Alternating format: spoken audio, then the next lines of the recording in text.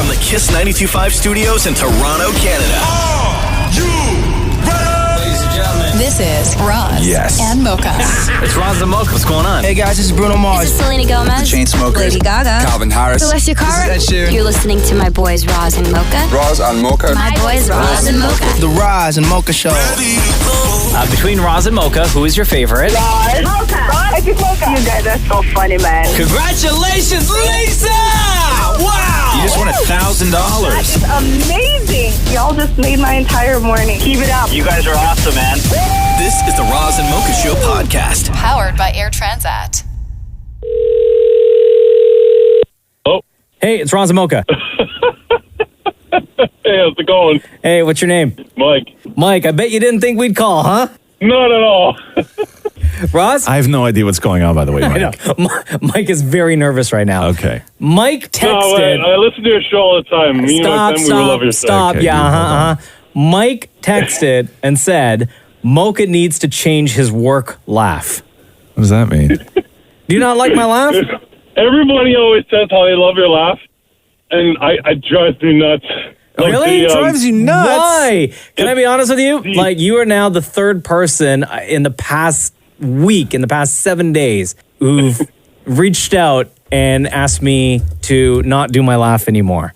I'm being laugh shamed. But don't say it like that. Don't say it, not do my laugh anymore, because that makes it sound like you're actually going out of your way to make it sound like that. No, like... That is... That my laugh annoys them, and I need to do something else. Sure, that's understandable. You have your regular laugh that sounds very natural, and then you have your other one that sounds really forced.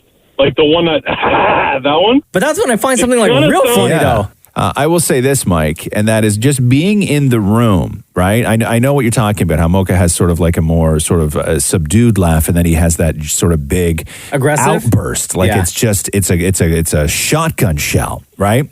I will say this, being in the room and in those situations and knowing both of those laughs very, very well, if you're wondering which is the sort of more honest, genuine, pure reaction to a moment, it's the shotgun. It's the loud one. That comes out where there is just a moment of where you cannot even hold in for 1 second your feelings towards something funny. That's the supernatural laugh. That's as real as it gets. Also, Mike, nobody has a nice laugh. Like every single person in this world has a different annoying laugh. Oh, I know.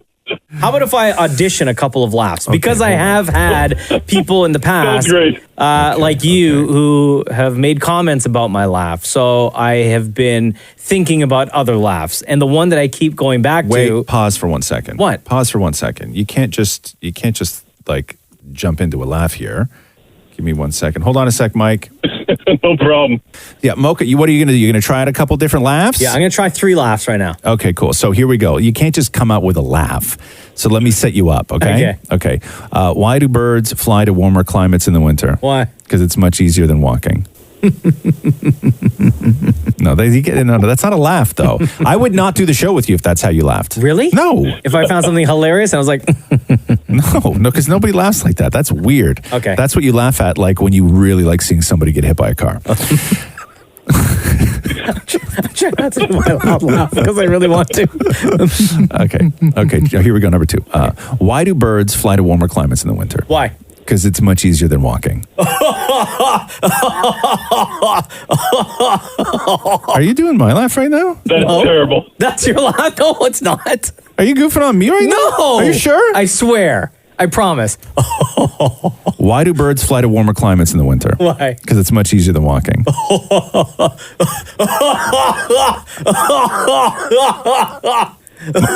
Hey, Mocha. Stop it. Why do birds... This is so stupid. Why do birds... Come on, man. Okay, what? Why do birds fly to warmer climates in the winter? Why? Because it's much easier than walking. Oh, I don't like that at all. No. Which one, Mike? 1, 2, or 3? No.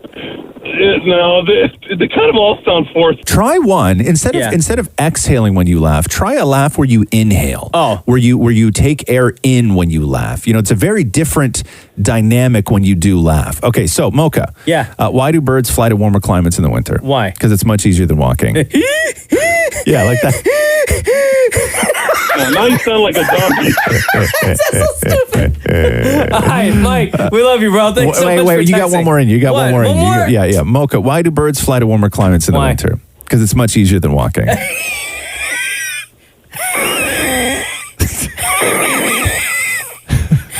killing me, man.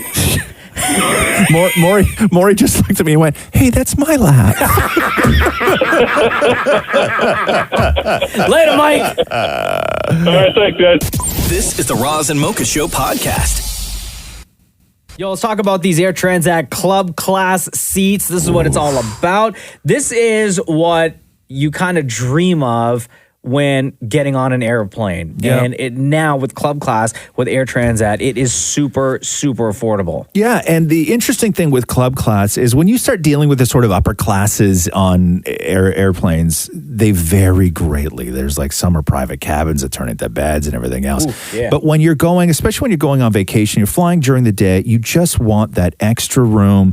You want the bigger screen. You want the really hyper attention to detailed service. Not that you don't get that on the whole plane, but it is a wonderful experience to fly Club Class on Air Transat. Yep. I've done it a few times, and I can't fly any other way. It is so worth it. Plus, the food options are amazing with Air Transat's Club Class. Superior wine and choice of gourmet meals by renowned Quebec chef Daniel Vizina. You've heard us talk about him on the Roz and Mocha Show podcast a number of times when talking about Air Transat. Other privileges like complimentary seat selection and two-piece baggage allowance, rapid check-in counter for you, and priority boarding and baggage service as well. Learn more about Club Class at airtransat.com. Okay, let's take a phone call.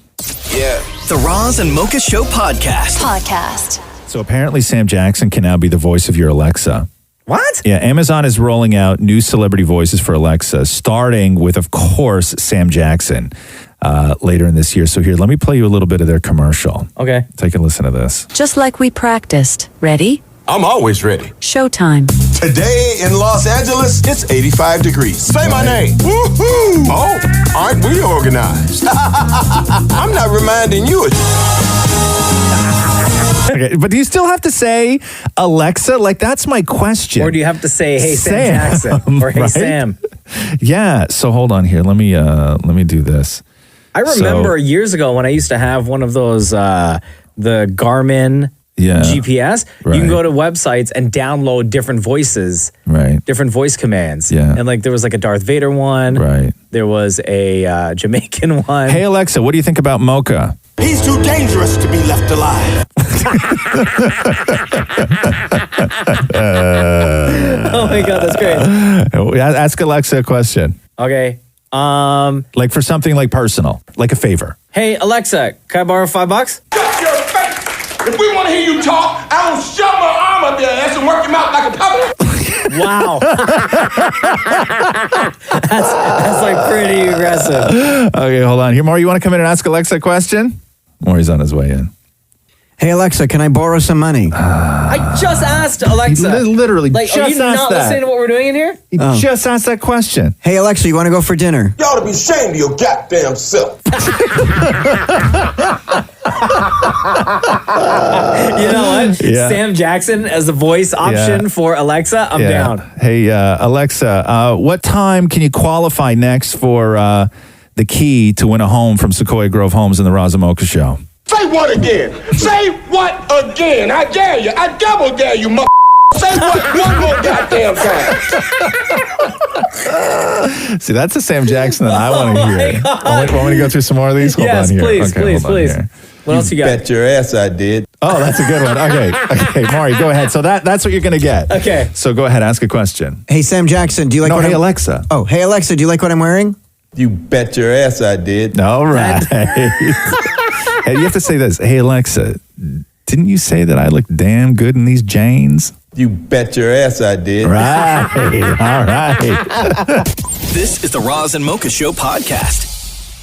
Maury, literally 2 seconds before we went on the radio, Maury comes up to me and taps me on the shoulder and whispers and goes, can we talk about how I got hit on?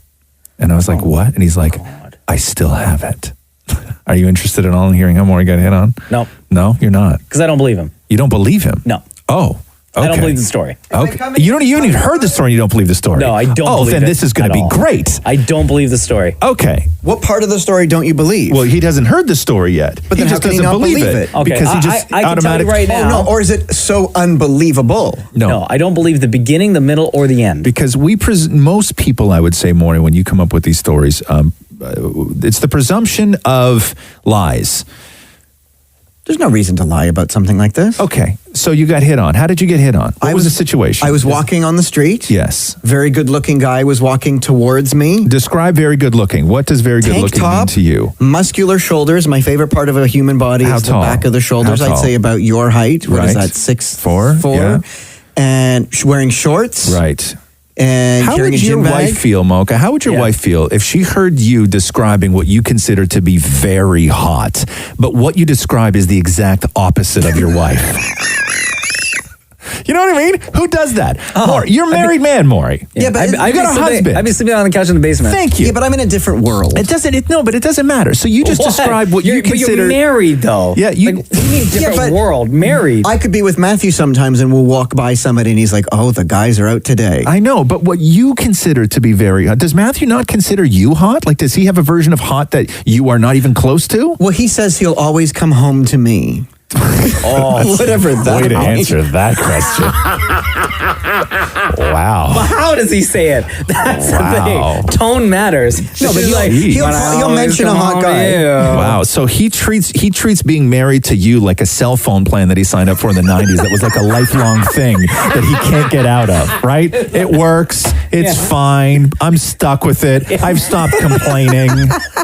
I've made so many calls. There's nothing they can do about it. Right. Like if he points out a really good looking guy, he'll immediately go, but I haven't forgotten about my baby. Okay. So you walk down the street. There's an extremely hot guy that is walking towards you in a tank top who's 6'4" and has arms. Okay. So how did the hit on thing happen? So he's walking towards me. Okay, yeah. I'm staring at him. Of course. In the face? Yeah, like making eye contact, like burning a hole in the back of his head. Okay. He's walking towards me and winks. And he winks at you. And he winks at me. Okay. And then what happened? And then what happened? Oh, we went on about our day. Oh, What, he like didn't- together? No. He kept going and I kept going. And then I was You like, didn't dip into an alley and start making Okay, out? so hold on No, here. no, So he you got winked at. I got winked at. And I'm like, as I was continuing to walk in my mind, I said, yeah, I still got it. Because you got winked at. Yeah. Okay, a wink is something. How do you Why know else would he he wasn't be winking? How do you know he didn't have like just a twitch in his eye? I get those every now and then when I'm like really tired, and my eye just starts twitching all of a sudden. Yeah, but there was no other twitch or But like, eye okay, movement hold on, as he was hold coming on. towards. Did he wink? Like, did he look at you, wink, and smile, or he just winked? It'd be like a wink, like, I see you looking at me. No. That's not the question. No, there's no smile. It was like a wink, like, yeah, I got. No, but it's code. No, It's hold on code. here. I gotta defend the wink because I'm a huge winker. Right? I wink. You've never winked You at do. me. I wink a lot. I wink dozens of times a day. Yeah, At I would agree people. with that. At people. Yeah, I would at agree with people. that. Guys, girls, like everything. But he didn't have to wink. We don't know each other. You're winking don't- at people you know. No, not necessarily. You would never wink at just somebody stocking shelves at a grocery store. Of course I would. Or 100% I somebody would. driving by. 100% I would, and I do. I love winking. Yeah, but It's my default. no, I don't. I'm not. No, I'm not gonna just pass this off as just an everyday win. So you okay? So what are you going to do with this newfound fame? Yeah, what are you gonna? Did you call a divorce lawyer? Are you going to separate from Stop it, Matthew? stop it. No, Don't I go just down use it that as road. ammo. As ammo. Like at home, To I make could your be husband like- feel bad? No, I could. You are the worst spouse ever. No, like the next time he looks at somebody and points at a good-looking guy, I could be like, "Hey, I got winked at the other day. Holy. Why can't I do that?" Why go out of your way to make your partner feel bad? No, I don't think it's feeling bad. I think it's to make that like it's some people find that to be a bit of a turn on. Does he? We'll find out. No, I don't think so. This is the Roz and Mocha Show podcast. Hi, Roz Mocha. Hey, I was listening to the winking story and I could not stop laughing. Do you wink? Are you a winker? Yeah, You actually, are. but not like when Maury's like, oh, I got game. No, I'm not like that. No, see, I don't wink to flirt. I just wink to be like, what's up? Yeah. Exactly. Or I got you. What's your name on the phone? Ariana. Ariana, here are a couple of tweets that we got. Sorry, not tweets, texts. Thank you. 925-555. Somebody wrote, did he wink with both eyes at the same time? Because that's called a blink. There's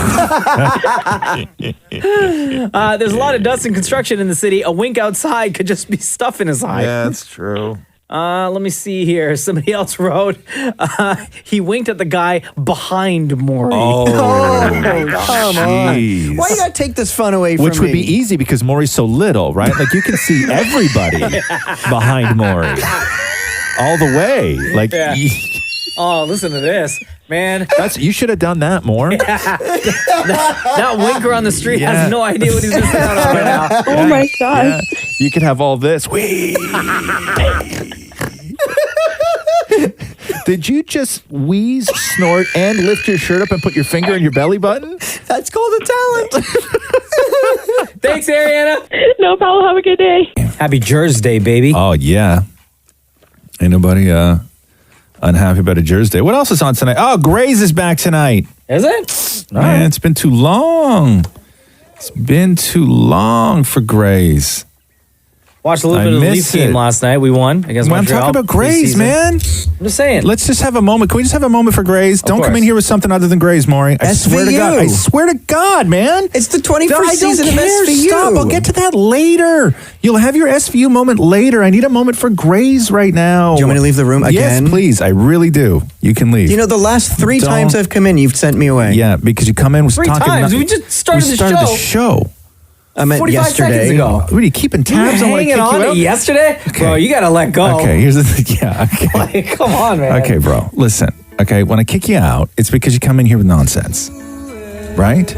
Is it nonsense, though? It is nonsense. Yeah, because it's not what I'm talking about. Now we're talking about Grey's. I want to play Here's this what song. happens. I start talking about something, and then you come in the room waving your arms going, I need to talk about something. But you didn't send Mocha away when he said Leafs game. I just told him to stop talking about the Leafs game. Do you want us both to leave? No. No. Because now I want to talk about Grey's. Gives me an excuse to play a song. Thank you. So what I want to say is, I didn't have to tell him, he just left. Maury, we're going to talk about SVU later, man. Don't worry. Come back for that. Yeah, come back for that. Yeah. I'm going to time it perfectly to when he has to go number 2. I know he's in the room for 15 minutes. Somewhere around 8 a.m. We're going to talk a lot about Grey, or a lot about SVU. So here's my thing, okay, is that I'm hoping somebody can help me out because I don't remember where Grey's left off. So if there is a hardcore Grey's fan... Do like a big recap, though? They really don't do a huge recap. No? No, because they start introducing things in new seasons that tie into things from like not just last season, but the season before, the season before, the season before. So oftentimes going into a new season, when they give you a recap, they give you a little bit of like the last 4 seasons kind of thing. Oh. But I don't remember where Grey's left off. So if anybody can tell me definitively like what the cliffhanger was or what the moment was, because I'm very excited for Grey's, but I don't remember where we left off with Grey's. So you can call. Was there like a car accident? Was there? Well, see, there was, did but I somebody, don't. Broken heart maybe? I remember. Well, there's always a broken heart, Mocha. I remember there being like fog and there was an accident, but I don't remember if that was mid-season and we found out how that ended, or if that was definitively the end of Grey's. And I don't remember. I don't remember where Meredith's heart was. I don't remember who she's in love with. So it's 416-870-8888, or how do they text? 925-555. 925-555. I just need to know like what I'm in for tonight on Grey's. Oh, well, because tears. I don't remember. Duh. Obviously. I'm looking so forward to crying. I'm not going to cry all day today because I'm looking so forward to saving up all my normal daily tears for Grey's. So you can stay away from kittens and puppies. All day. All day. So you can cry during Grey's tonight. This is the Roz and Mocha Show podcast.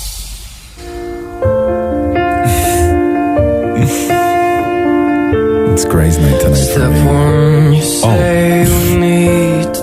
What's my song that I like? You like the other one. You like How to Save a Life. Yeah, but no, this one and Chasing Cars. Chasing the Cars. one that we played before. Is that what we played? We played Chasing Cars before? So which one's this? How to Save a Life. How to Save a Life.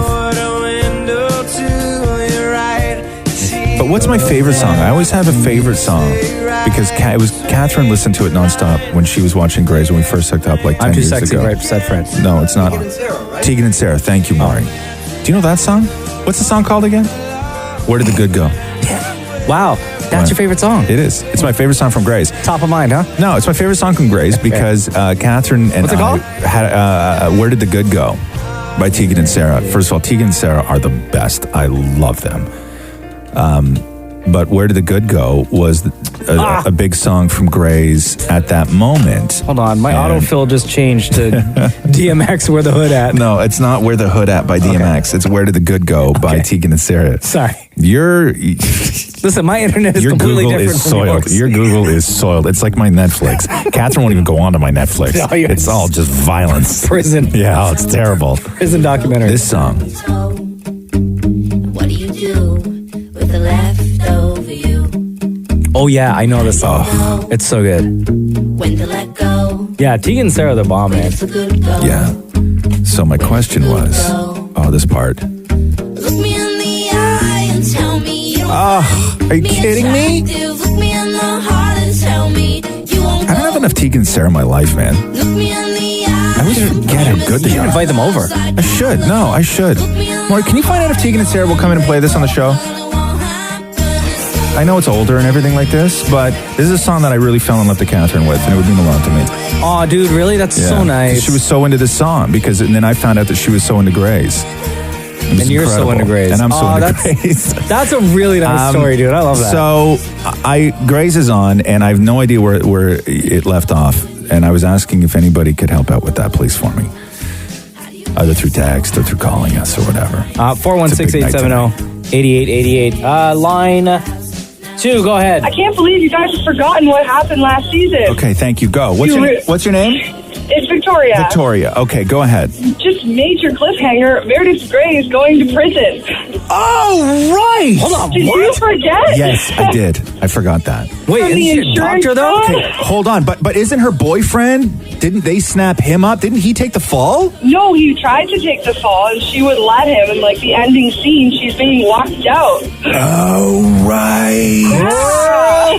Right. What is going on this show? Okay, so it's insurance fraud, right? So what happened was there was a family that came in to the hospital to Grace Sloan With, like, a Memorial. little girl. With a little girl. And they were Mexican, South American? I don't remember. I don't recall. I don't remember either.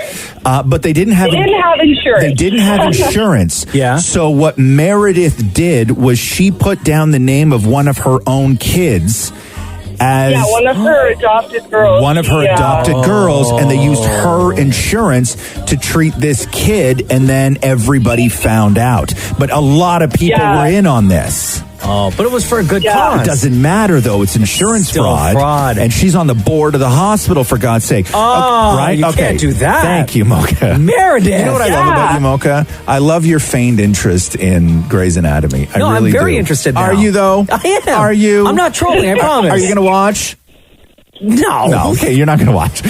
Yo, Jersey Shore's on tonight. Are you kidding? What happened with the fog? I don't recall. Was that last year? Am I thinking 2 seasons ago now with the fog accident? I think you're thinking too far. Okay, never mind. But it's also on Wednesday night, so it's already out.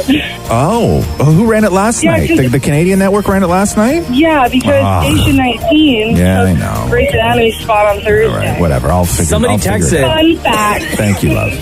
Excuse me. Have a good day, guys. Okay, yeah, okay. Thank you.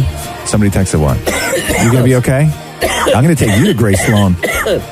Maury, book my tickets for flying to Seattle. God, excuse me. Okay. I don't know if you want a spoiler alert. No. It's something from... No. No. It's something from the trailer, but you haven't seen the trailer for the new season. I haven't seen. I'll plug my ears. You say it to the audience. Okay. Okay. Go ahead. Somebody texted 925-555 and said trailer shows Meredith picking up garbage like community service. Okay. Good. Yep. All right. Honestly, I just didn't do that for the show. I legitimately took my headphones off, plugged my ears, and didn't listen to a word Mocha said.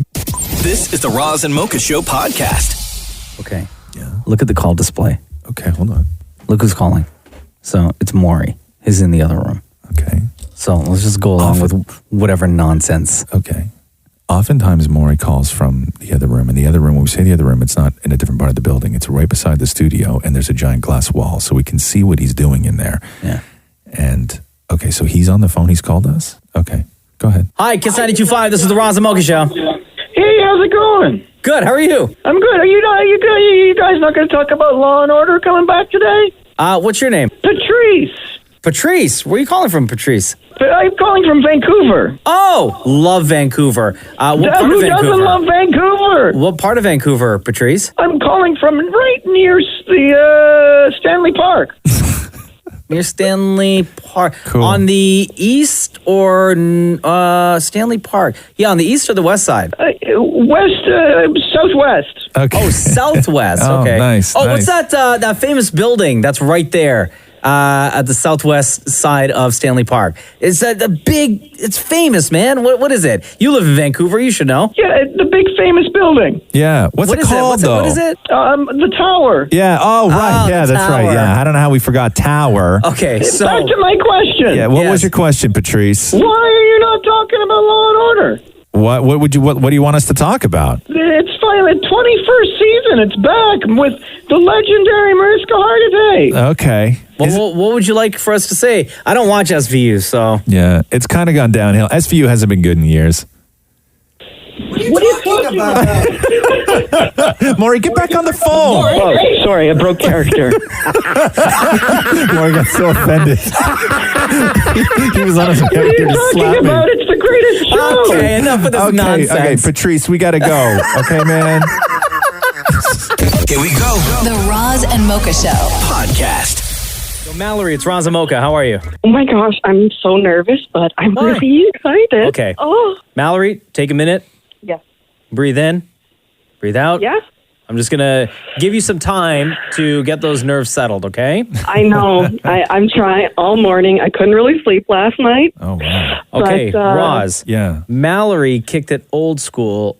Normally we get texts and tweets and emails from people. Yeah. Mallory sent us a letter in the mail. Really? Yep. Oh, incredible. It's a little bit long, but Yeah. I think it's important that we read everything that Mallory sent to us, okay? Okay.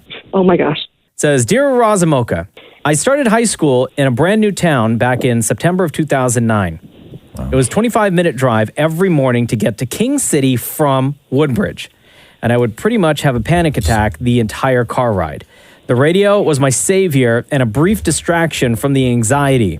You guys helped me breathe in the morning. I can remember always needing to turn on Kiss as soon as I got in the car because I knew you guys would make me laugh. High school was a 4-year-long struggle, but I remember you guys always made me laugh every darn morning.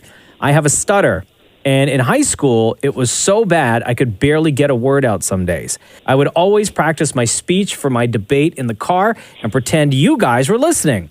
For university, I went to Guelph, and unfortunately, the signal for Kiss is not as strong over there. I definitely missed you guys and would try to keep up on Facebook. Now that I am graduated and working for my family business, I listen to you guys every morning and even turn on the podcast when I'm at work to help keep me sane.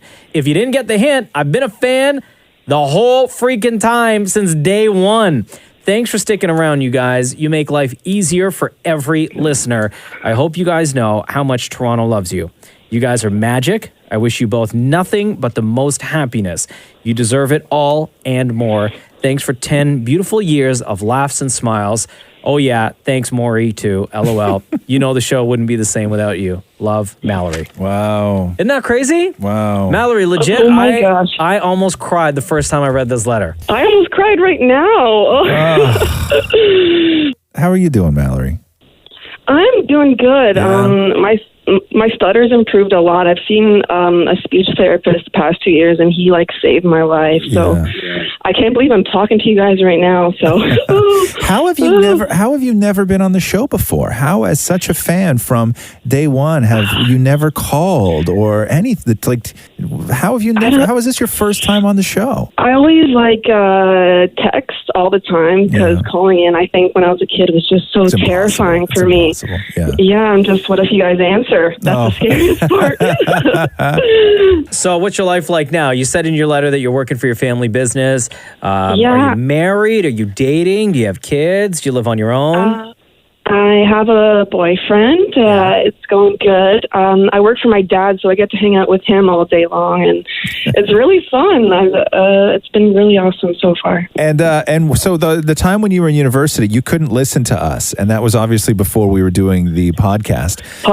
Yes. So what was it like when you went away for a couple of years and then came back and sort of rejoined the show? Was there anything you were surprised about? Did you still like it the same? Had we changed? Yeah, for sure. The show had changed a lot, but it was still the same at the same time, and it felt like I was home again, and it was so good, and it was so sad to be away from school because it was an awesome place too, and that was a great time in my life. But coming home to you guys was just like a great, it was like a hug.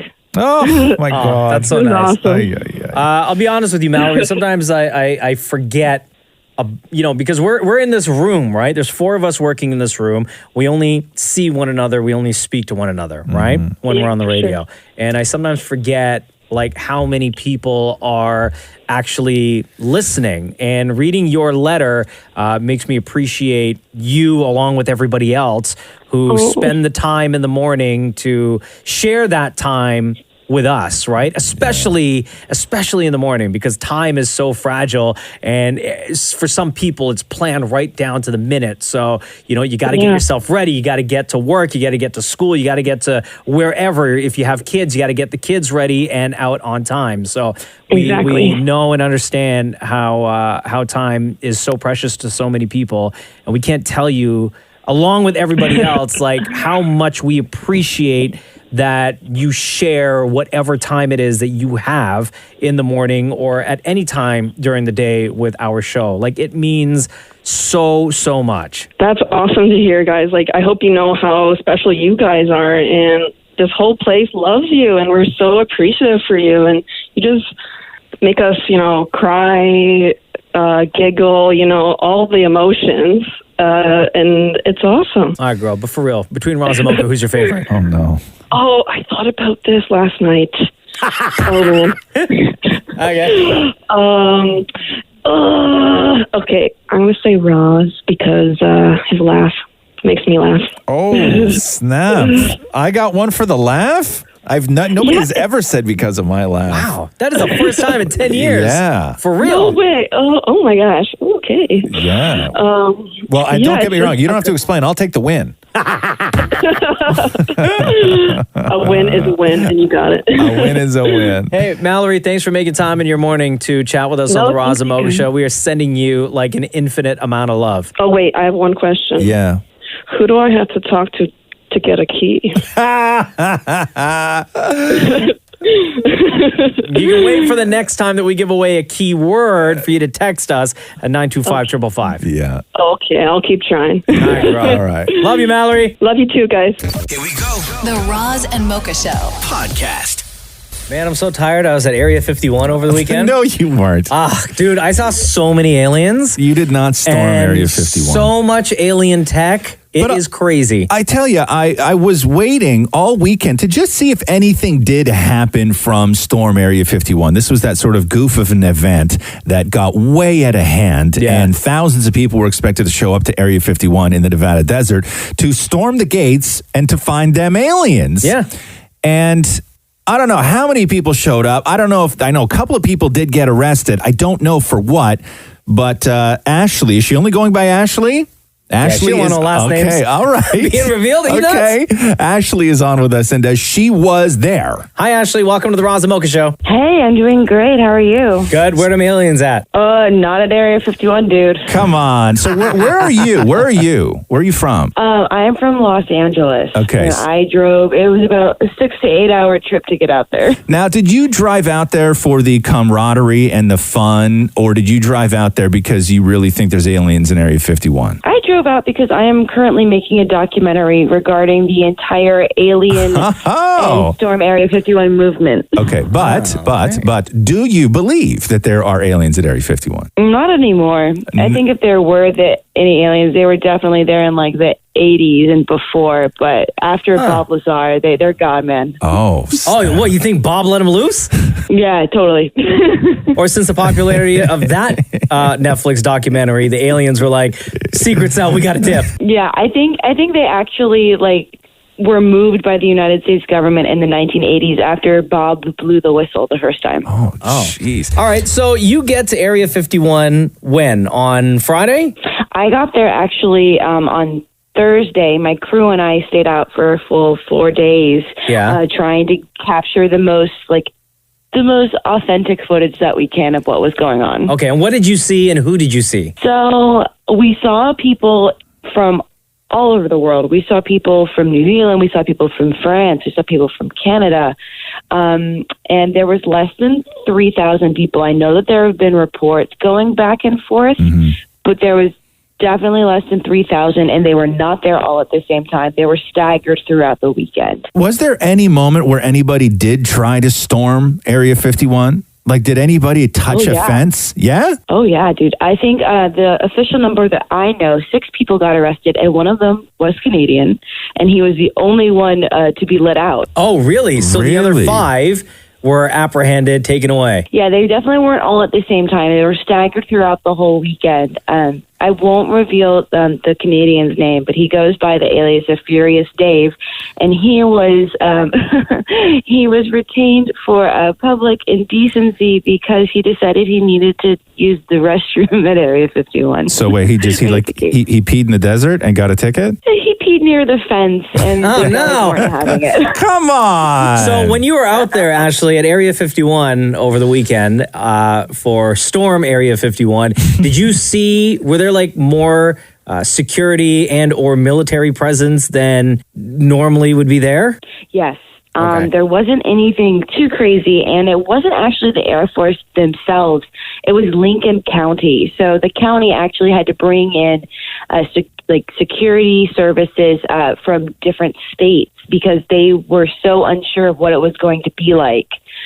It was nuts. I've been there a couple of times, so this was my 4th time visiting. Oh wow! And there was nothing. I mean, if you saw somebody in a white truck like the Men in Black, it was a good day. But they had probably at one time between 8 and 10 officers at the gate. Huh. And were people dressed up who showed up for Area 51? Absolutely. There were so many people dressed in bodysuits. I think my favorite was a guy who had a transponder on his voice, and he was screaming, "Free my people! Free my people! All peace matter!" Yes. So for you, but you do take this seriously. You are working on a documentary, and this isn't a goof for you. You do take this seriously, right? I did, and I still do take it seriously, but I was surprised at the amount of lightheartedness that was actually brought to the event. A lot of people were concerned that this was going to be very serious, that people were going to try to storm the base, but for the most part, it was a lot of camaraderie, it was a lot of fun, it was very stressful, I know, on the county and their resources, but ultimately, I think it was good. Oh, wait. Was anybody out there at Area 51, Ashley, that was trying to make a buck off of this and selling T-shirts or anything? Oh my gosh. So many. Almost everybody who was there was either trying to sell something or they were trying to film something. So there are tons of YouTubers out there, influencers, and people were just filming each other. It was very funny. Were people hooking up? Not that I saw. Okay. Honestly, the ratio was really bad. This is not a scientific right. estimate, what was the ratio? What was the ratio? I need to know this. What was the ratio? 30-1. 30-1. Hey, Ashley, it was great talking to you. Thank you very much for joining us on the Roz Mocha Show. You were out there at Area 51 over the weekend filming for a documentary. Any word on when you want this documentary to be released? Yes, we are really aiming for mid-2020. We're looking at the festival circuit, so Sundance and Cannes, as well as other international film festivals. You can follow us on Instagram or Twitter. It's at Storm Area 51 Doc. That's DOC. Awesome. Nice. Thank you, Ashley. Thank you. Have a great day, guys. This is the Roz and Mocha Show podcast. Why is Madonna in the news? Oh. Did she die? No, she didn't. Apparently, it's not even that Madonna's in the news. It's that Dennis Rodman's in the news. Remember them? When they were a couple? Totally forgot that the two of them got together. Yeah, I totally forgot. Remember that? So Dennis Rodman does an interview, and he says that Madonna offered him $20 million to get her pregnant. Get out of here. I don't believe that. For his stud services. $20 million is apparently... How long did they date for, though? Not that long, right? No, I don't even think it was dating. I think that she literally she wanted him to be Carlos Leon. She wanted him to just father a child and then get out of her life. That was it. And that was... 94. What's that? 94. Damn. Yeah, that's when he was with the Bulls. Yeah, right? he's still with Chicago Bulls. So listen to this clip of Dennis Rodman talking about this one time Madonna called him up and was like, I need you. Oh, I tried. She asked me that if I got her pregnant, she'll pay me $20 million. I was rolling the dice in Vegas, and she's in New York. She calls, and next thing you know, the pit bull said, hey, Dennis, we got a call from Madonna. He just screams it, right? Get the calls. And she said, Dennis, you know what? I'm ovulating. Oh, okay, great. So I'll be there in 5 hours. I put the dice down. I said, hold the table. If you got money, they do that. She sent a plane for me, G5. I went to the airport, flew here, went to that thing over to her house, did my thing, went back on the plane, got back, they held the table, started playing dice again. Oh, my God. Come on. What a different world, huh? It's such a different world. It's such a different world. They held the man's table. Yes. And his spot, everything. Yes. While he jumped on a private jet to go and collect $20 million from impregnating a superstar. Like that is, and you can say whatever you want, but any attempt to be rational or relatable or whatever on any level by any celebrity, and I say this all the time, the one thing that people don't want you to know is how much money they have, because that just blows their relatability out of the water completely. That is insane. This is the Roz and Mocha Show podcast. I fell asleep on the couch last night. Catherine went out drinking. I don't know where she was last night. I put Roxy to bed. And wow, sounds like you care. I don't know. I listen, she says she's going to, the only thing that matters, I don't keep tabs, right? Because it's too complicated, because she has such a wide net of things that she will have to do in an evening. Sometimes she's going out to work. Sometimes she's going out to socialize. And oftentimes it's with people that I don't know who they are. So instead of getting the entire story of who my only thing is this, I only care if she has fun. Yeah. I don't need to know who she's with. I don't need to know where she went. Did you have fun? Yes, that's all I need to know. Good. Okay. I love you. But I fell asleep on the couch last night watching Netflix in super tight pants. I didn't put any joggers on or anything like that last night. Super tight pants. And she came in, woke me up on the couch at about 12:30, and I woke up and I was so hot. But I was only hot from the waist down. Of course. Right? So she puts her hand on my back and wakes me up, and I'm like, oh my God, I'm so hot. And then she's feeling my back, around my back, and she's like, oh, you don't feel hot. You don't have a fever. And she feels my head and everything else. And then she puts her hand on my leg. Yeah. And she looks at me and goes, oh my God, get these off now. You're like, not tonight, baby, I'm too tired? No, I'm just like, shut up. With that amount of sweat, please. No woman would have grabbed my leg last night and felt the moist heat coming off those thighs from falling asleep on the couch in tight, wax-coated black jeans and gone, Unless that was followed by, gross. Roz and Mocha's Fix My Life. What advice can you guys give me? Okay, so my question is... Got a problem you can't fix? Roz and Mocha got you. Hi, Samantha. It's Roz and Mocha. Hi. How are you today? I'm good. I'm currently just on my way to work. Samantha, you wrote us this for Roz and Mocha Fix My Life. I started dating my boyfriend mid last fall, and things started off amazing. Isn't that always the way? Mm-hmm. You thought that he was the one. You said, I have never had a serious relationship like this. I dated but never brought anyone home. Flash forward to 2 months, my boyfriend's fidelity was in question due to instances with multiple girls, all of which he told me about, showed me the conversations, etc., to prove to me that he was not in fact cheating cheating, but getting caught up in someone else's drama. I don't know what that means. Flash forward to summer, where my mother started to despise my boyfriend because he chats with other women. They got into an argument, which led him to not being able to visit me at my parents' house, and my mother harshly wanted our relationship to end. I wanted to fix this, but I feel based on how much my mom hates him, it's not fixable. Please, Roz and Mocha, fix my life. Wow, Samantha, how old are you? I'm 28, 29. Do you believe your boyfriend? Like, do you think he's cheating on you?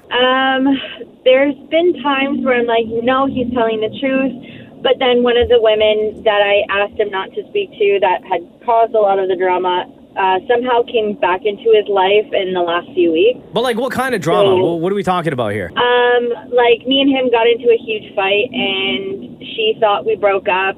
They worked together at that point, and she ended up sending some very scandalous photos of herself to him with a caption saying, "Hey, heard you and your girl are through. Hope these make you smile." And I saw them myself, so kind of wish I could unsee it, but I can't. You know what you need to unsee is that dude. Yeah. This guy sounds like he's like crazy trouble, Samantha. Why is your boyfriend talking to so many chicks? I have no idea. I honestly don't know, and this is kind of something that my friends have brought up. My mother has definitely brought up, and some of my siblings. So it's been really rough. I mean, like, we've had the conversation. He thinks we are leading to breaking up because of everything. Wait, he said that to you? Yeah. Okay, so this guy's like, for real, just totally not into you, Samantha. He's not into you. He's not into the relationship. If he's still willy-nilly about talking to other girls, like, how is that any type of foundation for a good and trusting relationship? I think that if you guys were to break up, he would be totally fine with it. He wouldn't care anyways. Yeah, like, and that's one of the things he kind of just mentioned, like, he doesn't want us to break up, and, you know, he's willing to fight and this and that, but ever since the fight with my mom, he's just been making things worse, not better. Hold on here. So you're with a guy who regularly talks and confides in and has private conversations with all sorts of women, one of which sends him nudes, and he thinks the problem with your relationship is your mother? Yeah. Okay. Let me ask you this straight up question and be honest. Yeah. Samantha, are you happy in this relationship? I was. I don't think I'm as happy as I used to. Yeah, so break up with him. Break up with him. And this goes for all these guys out there and women too, okay? Everything is social right now. Your DM box, you've opened up your world to infinite possibilities of friends and connections and all this stuff. But if you're in a relationship, okay, and you're a guy, you can't have all these, they're just friends, women in your life that you sit there and tell secrets to and have these private conversations with, and they confide in you, and you tell them things that you don't tell your girlfriend, and then you try and help them with their life. You can't do that, man. You can't do that. And I know I'm going to get murdered for people saying, but guys and girls can be friends and it's fine. No, it doesn't work that way, because somebody's going to get hurt. And then what winds up happening always is that he's having all these conversations, and then you're like, you know what? That kind of makes me feel like crap. And their reaction is, oh, you're crazy. Yeah. That's Shut up. What's been happening. Shut up. See, she just said that's happened before. So I think you know what the answer is, Samantha. Yeah, I think so. It's hard. It's never easy to say goodbye, right? I mean, I think in this case, it'll be the easiest goodbye you've ever said. Maybe. I don't know. Yeah, he's not for you, hon. Yeah. He's not. You're so much better than this. Yeah.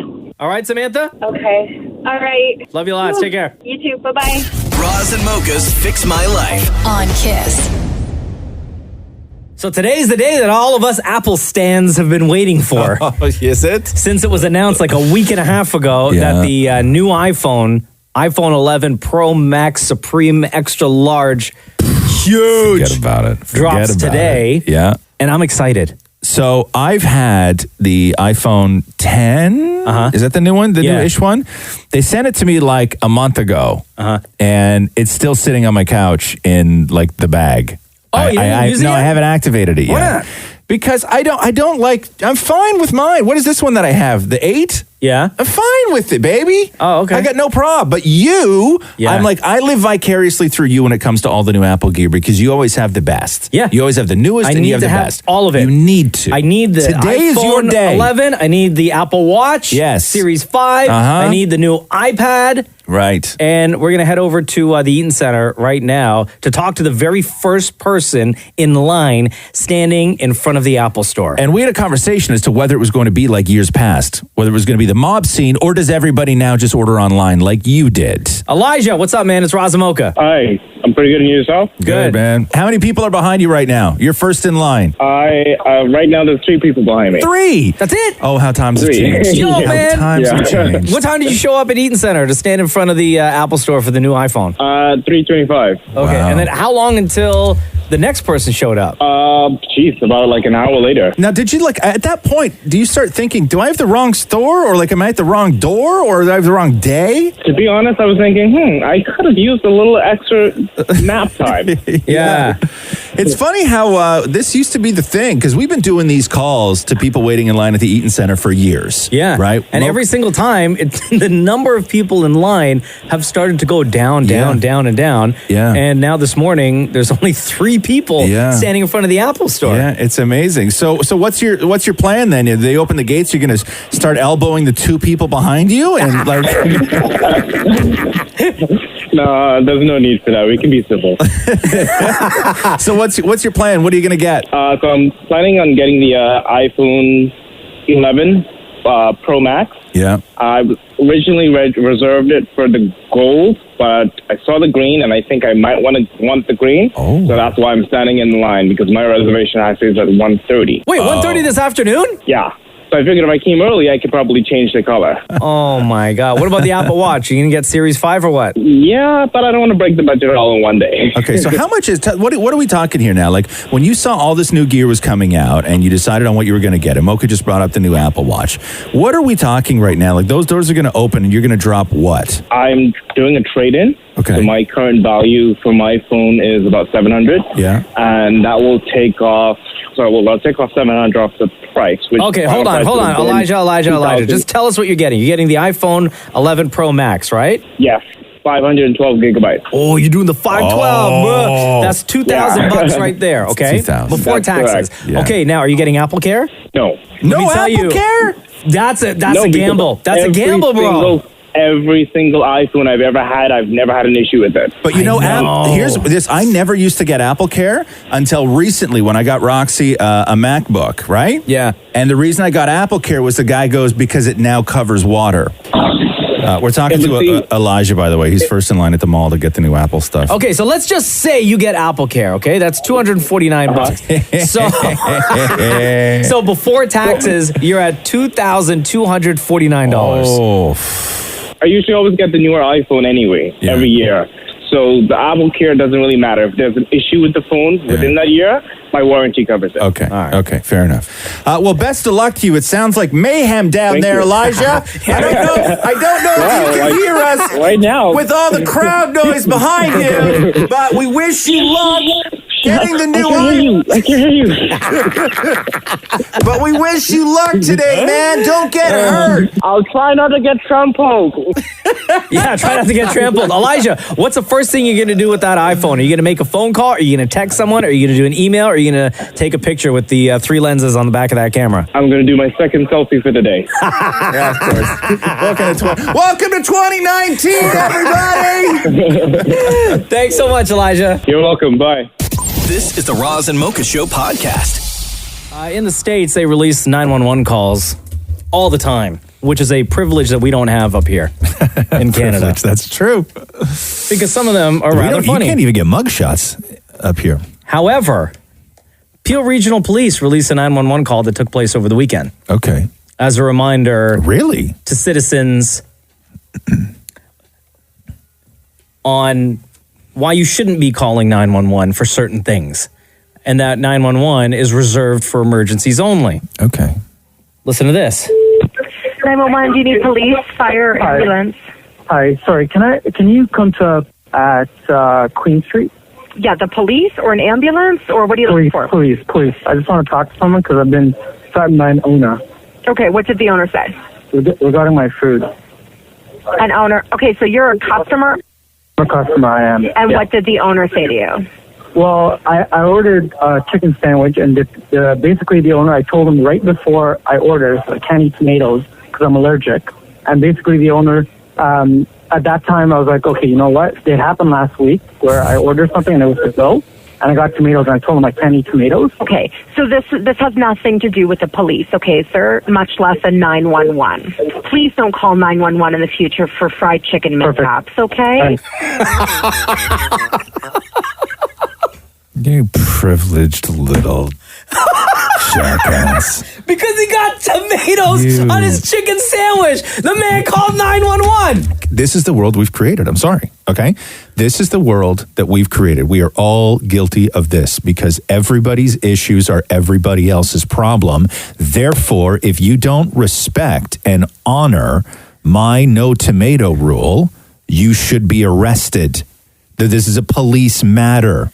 Like, I want to know what We've this guy, created these people. this We've person created who them. called 911, what he expected. Did he think that a cruiser was going to show up with a police officer, walk into this restaurant and say, may I speak to the owner? You were under arrest for putting tomatoes on this guy's sandwich because he's allergic and he asked you not to? Maybe not under arrest, but reprimanded. Reprimanded. This is the world we've created, man. This is it. This is what you get. You get special people who want special treatment all the time for every detail of their life, including tomatoes or tomatoes. So, Peel Regional Police, keep releasing these 911 calls. Like, I don't know what prompted you to. Well, you don't, that. No, but like, you know, I don't know what the rules are with releasing 911 calls. This and it's so why clear this too. one. Our 911 technology, I will just say this is way better than what they have in the States. Every word of that was crystal clear. Yeah, you want to hear it again? Yeah. 911, do you need police, fire, ambulance? Hi, sorry, can you come to at Queen Street? No. Yeah, the police or an ambulance, or what are you looking for? Police. I just want to talk to someone because I've been threatened by an owner. Okay, what did the owner say? Regarding my food. An owner. Okay, so you're a customer? I'm a customer, I am. And what did the owner say to you? Well, I ordered a chicken sandwich, and basically the owner, I told him right before I ordered, I can't eat tomatoes because I'm allergic. And basically the owner, at that time, I was like, okay, you know what? It happened last week where I ordered something and it was to go. And I got tomatoes, and I told him I can't eat tomatoes. Okay, so this has nothing to do with the police, okay, sir? Much less a 911. Please don't call 911 in the future for fried chicken mishaps, okay? Yeah, okay, yeah. Also, I don't know a lot about tomato allergies, but are tomato allergies lethal, or is this guy going to get a couple hives? I would say hives. Like, how allergic is he? When he says I can't eat tomatoes because I'm allergic, like, and I don't know, okay? I don't know, but are we talking death? Like his throat's going to close up, he can't breathe? Yes. His eyes are going to pop out of his head? Or are we talking little rash on the side of your neck? Like an inconvenience. Yeah, a little bloat. I'm going to say I get bloated about a lot of stuff, okay? I don't call 911 when I'm bloated. I would like to. This is the Roz and Mocha Show podcast. Hey, so what do we know about Jonah Hill and the Batman?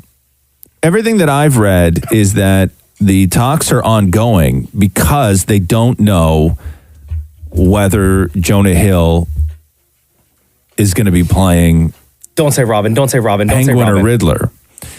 Because the story goes that he's signed on, or he's being signed on or courted, whatever it is, in talks to be a classic Batman villain. Yeah, but the reason that everything is still ongoing is because the studio and the filmmakers don't even know which villain he's good. They know they want him. Yeah. But they don't know who they want him to play. They should make him play Joker because we haven't seen that before. Because we need another one in the mix. You're right. Especially after definitively they said that there will be no crossover with this world of Joker and Batman with Joaquin Phoenix, which kind of bummed me out a little bit. I mean, I haven't even seen the movie yet, but it kind of bummed me out a little bit. Like, leave the door like a little bit open because the movie's going to be great. Like, don't, in the DC world, don't crank out just nonsense for years, and then when you throw one really great product out there where people start talking about Academy Award nominations, and then you're like, oh my God, wouldn't it be cool? And then they just look at you and go, shut up, stupid. Yeah, it doesn't work. And you're like, oh, but just like, can we not even like talk about how cool it would be if like we did another one with Ben? No, we work in Hollywood. Why would we do that? We're the professionals. Okay. Just shut up. So I could see Jonah Hill playing both of those characters. Yeah. Although I could see him playing the Penguin a lot more. Why? Because he's fat? Yes. But Jonah Hill can get skinny too. He sure can. And he has before. But I don't know. I just see him more as Penguin. But I don't particularly like either of those two villains, though. Like Penguin and Riddler? Yeah. I mean, in the classic style, I would be very interested in seeing a sort of what they can do with a revamped vision of either Penguin or Riddler. Like, is there a different way to look at the character? I think the Penguin character. Because the Penguin character is just like a crime boss, right? Like, he's not. I think the Penguin character, though, was he actually born from penguins in the sewers and stuff like this? Or like, how does the story go? I don't know where fans are on the sort of lore of the Penguin. No, I think he was like deformed, and then his parents gave him away. Yeah, and then he ended up living in the sewers with all them penguins. Okay, in Gotham with penguins. So I gotcha. I don't know. I think they can make that Penguin character a lot darker than we've traditionally seen. And I'm down with that. But yeah, so that's the latest. Jonah Hill. A lot of people are happy Jonah Hill because he's a fantastic actor. I can't hate on him. No, God, no. I like Jonah Hill is great in everything that he's in. Yeah. Like Jonah Hill is never somebody who you don't notice in a movie. You always notice Jonah Hill in a movie because he's so good. So Robert Pattinson and Jonah Hill, I'm like 100% down for that. Who else would they add, though? Or would they just make it one villain for the movie? They're not going to try to cram like a bunch of villains, right? Oh, God. Oh, and correct me. Tell me this, though. Yeah. Riddle me this. Yeah. Is this Batman with Robert Pattinson, right? Is this is it going to be part of the entire DC cinematic universe? I have no idea. Like, will Wonder Woman... I have no idea. Make an appearance, or Aquaman? Because this is a much younger Batman. So it's not part of that universe? No, I don't think so. So what's going to happen when they do another... Shut up, stupid. We know what we're doing. This is the Roz and Mocha Show podcast. Did you see Lil Nas X on Ellen? I did not. No, neither. I didn't watch that. I didn't know it was on. The more he talks, the more I like him, which is weird with a pop star. Yeah. You know what I mean? Is it because he's like, excuse me, the most honest? No, I don't I'm not a big fan of, when everybody starts getting issue-y. And I know that the issues are very important and they're allowed to have their opinion and they can fight for whatever they want. But when the issue-y stuff becomes their entire platform, I just sort of get a little bit bored. That's all. I'm not saying don't do it. I just get a little bit bored. But with Lil Nas X, when he came out, there was a big gap from when he came out to when he actually started talking about coming out. Yeah. Which was quite remarkable when you think about it with what that song was doing. And then he showed up on, was it the show, The Shop? Yeah. With Kevin Hart was there. And now he's doing Ellen. But I like the way that he sort of frames his position as somebody who came out and as an advocate and all this stuff. I don't know, there's something about Lil Nas X where his whole song and just rocket ship to superstardom and breaking records and everything else sort of seemed like a fluke. But when you listen to him talk about himself in this way, it's very calculated and incredible. I had to worry about like family and friends, like how they would react, I guess. But it's like, in the past year, like I'm in a new level, so it's like it doesn't really matter, I guess. And also just how it would be good for the youngins who are listening to me right now. Yep. Who gonna have to go through stuff like this in the future. Right. To know like it's all right, I guess. Yeah, it is all right. Are you in a relationship right now? Somewhat. All right. Because you're very good looking. You're Somewhat. Oh my God. Could you imagine being in a relationship where your partner was asked if they're in a relationship and they said somewhat? Yeah. But no, I like it because it's a very, like, I'm trying to think of. It's a very mature kind of thing to say, and you forget that he's still just a kid, right? But who else is the example? Is there another example from somebody from that kind of hip hop world who is out and freely out and talks about it in this way? No. Is there another example? No, I don't think so. Who else? Anybody know? No, nobody. Right? Nobody. He's kind of like the real. But like when you play the numbers, it just doesn't work out. Like he can't be the only one. He's just the only one that's out. Yeah. Right? But I don't know. There's something about Lil Nas X that I just find extremely honesty, endearing. I guess. Yeah, I don't know. Somewhat. Yeah. This is the Roz and Mocha Show podcast. I got yogurt on my face, on my mouth. Do you have yoga on your face? Yeah, do I? Oh, yogurt. Yogurt. Not yoga. No. Oh, no. I'm good? It's tough Okay. it's tough because you have so much gray now. No, let's that just in this lighting, because the studio is real dark. No, just like 1-2 hair. No. Yeah. 1-2 hair of gray? Yeah, Dude, just I 1-2. remember when you Just got your jet black. first. I remember when you got your first gray hair in your beard. Like I really do. No, you remember now you look, seeing it. No. Yeah. For the first time. Right. Now you look like you work at Santa's workshop. Shut up. No, I don't. You look like one of the little I have elves. like 1-2 here and there. Yeah, okay. Dude, it's like sprinkle. No, you know when I first noticed I got it? Yeah. Was because like, I don't know, 11, 12 years ago, I had alopecia. That's on right. my face. No, that was what we were doing the show. No, so when we started doing the show was when everything was starting to grow back. So when I had alopecia, like I had all these spots on my face where hair just wouldn't grow. Dude, I remember that. Right? Yeah. And eventually everything started growing back. But those patches, when the hair started growing back, they were growing in gray instead of the beautiful jet black that I used to have. Right. Also age. No, okay. It was the alopecia. No, it was not the alopecia. It was the alopecia. It was Listen, not. I'm still a young millennial. Yeah. I got that jet black beard. Sure. You sound like Maury. He's a young gay man. As a young millennial. As a young millennial. The two of you. I don't know what to do with you.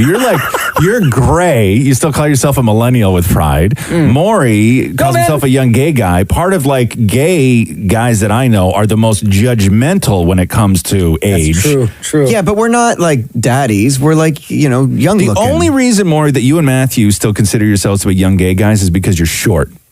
So why don't you say small gay guys? No, you can't do that. Okay, why not? Just because if you were 6'2", you would not refer to yourself as a young gay man. We're not, so we can have fun with this. Right. Fun like children.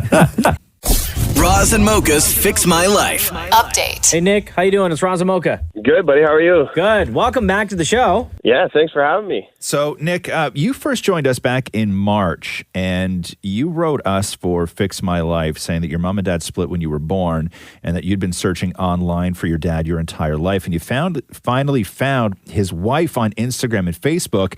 You said that he's a multi-millionaire and lives in Ohio, and that you've reached out to him through his work email, but he ignored you.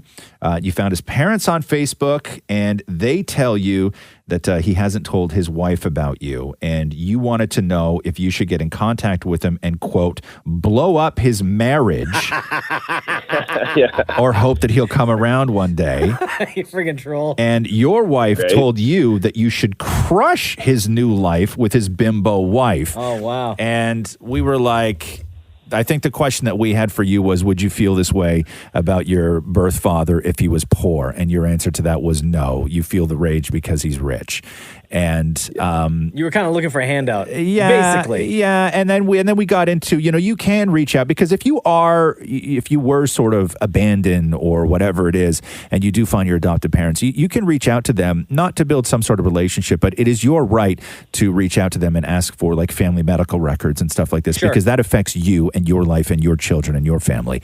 But so what did you do? Did you go at him, and did you blow up his perfect rich life with his bimbo wife? Yeah, you know what? No, I took your advice. I did decide to reach out to his ex-wife, though, who was also somebody else that I found during my investigation. She also said that she didn't want to get involved, but she does have 2 kids with him, which are ultimately my brothers. And she was absolutely fine with me starting a relationship with them. However, she wanted to stay neutral, stay out of the picture, and said she would just kind of leave it up to me. So I'm still playing with the idea whether or not I should kind of go ahead and reach out to my brothers, which I think would ultimately the word would probably get back to him at some point. And so you know what, taking your advice, looking at it from a different perspective, I thank you for letting me know that money doesn't really change a whole lot, and at the end of the day, we're all human. It can mean everything or it can mean nothing. So for me, I think for me, I just need to focus on my family, and like you guys said, and just I'm happy to have a beautiful wife, a beautiful kid, and a great career. So I think what I'm gonna do is I'm gonna just focus on myself and my family, and that's what really matters to me. I think money is irrelevant. Hey, Nick, listen, man, you have no idea how proud we are of you. Oh, thanks, guys. Like, yeah, that's you know what? amazing, because you, like, when we talked to you back in you March, were ragey. you were ready to, like, destroy your dad's life. Like, you were mad that your father is now married to somebody who is 20 years younger than him, who is just, a little bit older than you are. Like, you were full of rage, ready to take this guy out. Yeah, you know what? You're right. It's you can almost write a documentary on it. I got to admit, it's a pretty tough pill to swallow. And again, that's just given the circumstances how I grew up, right? Single parent family. Didn't have a whole lot. But you know what?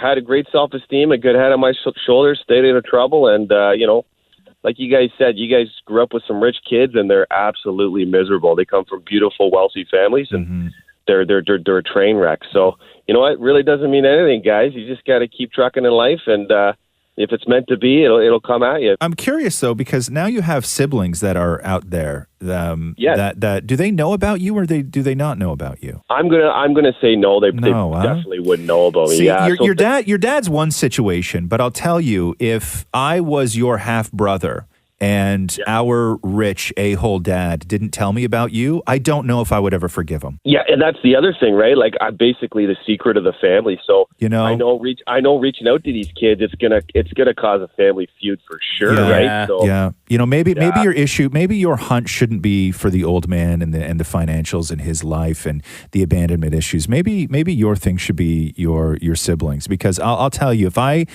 had a brother or sister out there that my father or parents hid from me because of whatever reason, and I found out way later in life that I had a brother that I didn't know about, I'd be pissed. I don't know if I'd ever forgive him for that. Yeah, eh? Yeah, really, I would. Deal. Because that's different.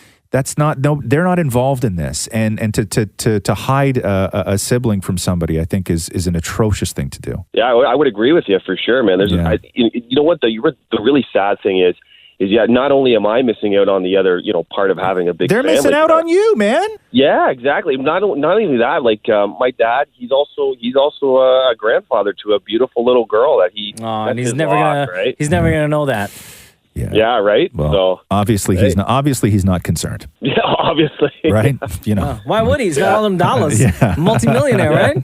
Yeah, man. It's all good. Yeah. No. Thanks for checking in with us again, Nick. That was really great. Yeah. No, I appreciate you guys having me and allowing me to share my message to the world. Right on. All right. Take care, Nick. All right, guys. You have a good one. Roz and Mocha's Fix My Life on Kiss.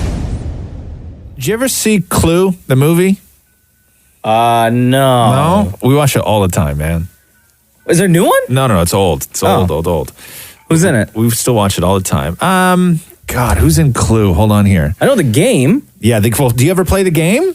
We play the game always. No, we're not really big board game people in our house. No, not yet, at least. Yeah, you will be, because Clue's a really fun I couldn't game. tell you the last time I played Clue, or even I don't even ever remember playing Clue. Who's the main guy? Christopher Lloyd is in the Clue movie. Yeah, Christopher Lloyd's in it, but who's the other? Doc Brown from Back to the Future? Tim Curry. That's the main guy. Okay, so here's the... Tim Curry from Home Alone 2? Yeah, and Michael McKean is in it, and Martin Mull was in it.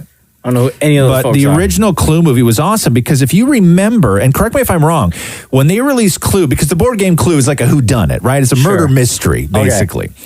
and you have to figure out who done it. But correct me if I'm wrong, that when they first released Clue, they made 3 different endings for it, and theaters around the country got different endings for the movie. Oh, yeah? Like people were given different versions of the movie. I think that's the way that it was. Why doesn't anybody do that now? Well, they are. Oh, they are? So, yeah, so they're remaking Clue. Oh. And as much as I love Clue, because I will say this, I don't say that there's a lot of perfect movies, but Clue is really close to a perfect movie. It is so bananas. It is so wildly out there. So yes, they released 3 different endings. So you didn't know which ending you were going to get when you went to the theater. Because, I like that idea. Because you had to guess. That's the whole thing. Sure. So when you watch the movie, you're guessing who piece it all together. The Netflix, the one that you and I like. The Netflix. Oh, Bandersnatch. No. The Netflix Who Done It with Jennifer Aniston and Adam Sandler that released over the summertime. Murder Mystery. That's such a good movie. That was a really, really good movie. If you have not yet seen it, watch that movie this weekend. So the new version of Clue. Okay. What? The new version of Clue. They have a director and 2 stars already for Clue. Jason Bateman and Ryan Reynolds are going to do the new Clue. No, they are not. Yeah. I love the 2 of them together.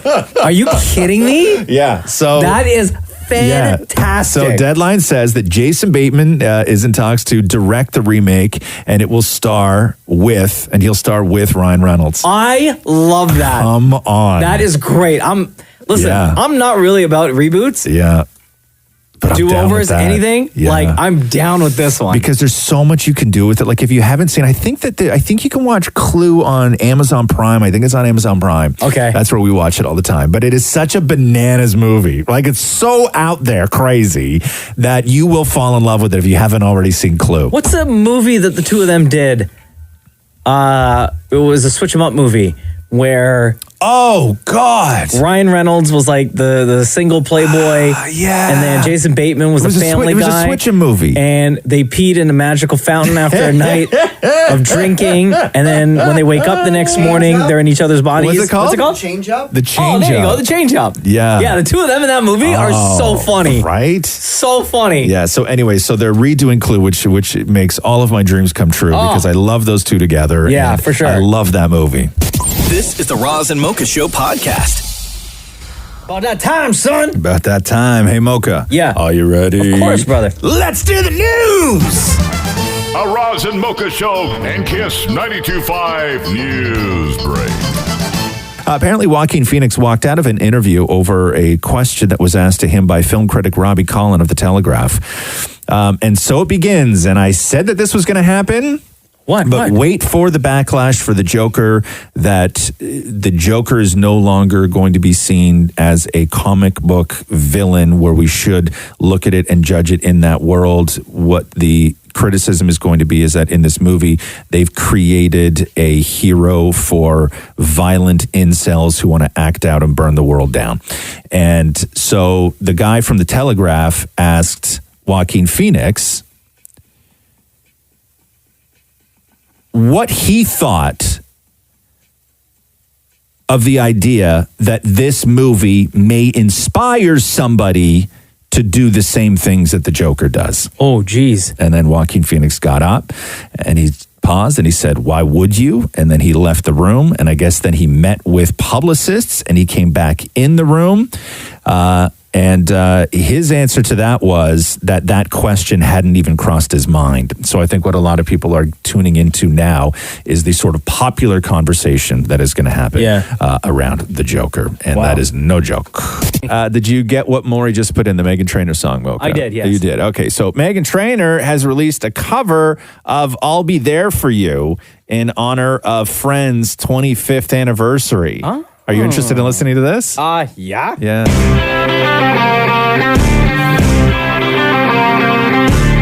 So no one told you life was gonna be this way. Your job's a joke, you broke, your love lies to your way.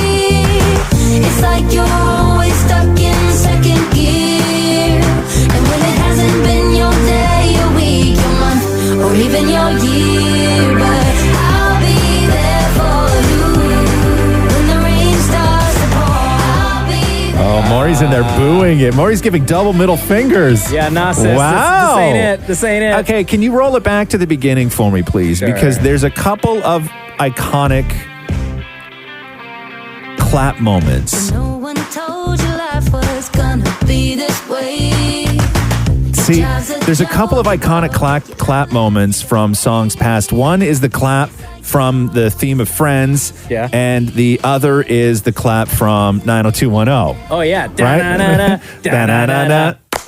And I think that those claps have to live on their own. I don't think you can put the beat behind them. I think that they need to survive on their own. For example, the original Friends theme.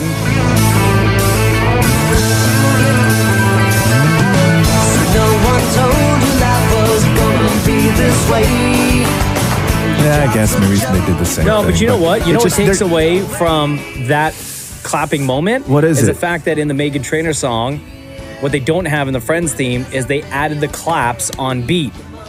Right? Listen. Right when it starts. Right here. Listen. So no one told you life was gonna Right? be That this snare drum is made to sound like a clap, so it takes away from the da-da-da-da. I think 2019 may have killed this because what I'm realizing now is that the claps in Meghan Trainor's song aren't real human beings clapping. No, it sounds like a snare drum. It's processed. It's they're not real hands clapping. I think that's the difference. It needs to be real hands clapping. So are you not into this? Why do we need this? Well, I don't know. Why does anybody cover anything more? No, we were fine with the original. Yeah, I mean, it's all right. No, you're not feeling I'm not it? like, oh man, let's replace the original. Also, she goes down at the end of the chorus instead of going up, which I found weird because when you want to sing that song, you want to go up at the end of the chorus, not down at the end of the chorus. She almost sounds like she's kind of bored singing the song. Listen, don't get me wrong. I love Meghan Trainor. Yeah, see, not real hands. Okay, that's the first thing. And I don't want to be a hater here. But listen to the chorus here. She goes down instead of up. You want to go up. Ready? See how she goes down? Right? Instead of right. Yeah, she doesn't go up. She goes down. She goes down. Yes. And that's the part that's supposed to go down, right? That's what she said. Okay, stop it. Wow, dude. Wow. Wow. This is the Roz and Mocha Show podcast. Thomas Cook's story out of the UK is just wild. I think I'm trying to see what that number was, but the amount of people that use this vacation company that were stranded was like an astronomical number. So Prime Minister Boris Johnson questioned whether the travel firm's bosses should have paid themselves so much ahead of its collapse. Oh, no. So Thomas Cook was brought down by $2.1 billion in debt, built up by a series, they say, of ill-fated deals. It had to sell 3 million holidays a year just to cover interest payments. Holy. And with the business draining cash, its chief executive, this is where the story... this is what the Prime Minister was talking about. Its chief executive, Peter Frankhauser, earned $10.3 million in 2015 and, $10.3 million last year and 4.3 in 2015. And the British government said that it was unwilling to, quote, throw good money after bad to bail out the company.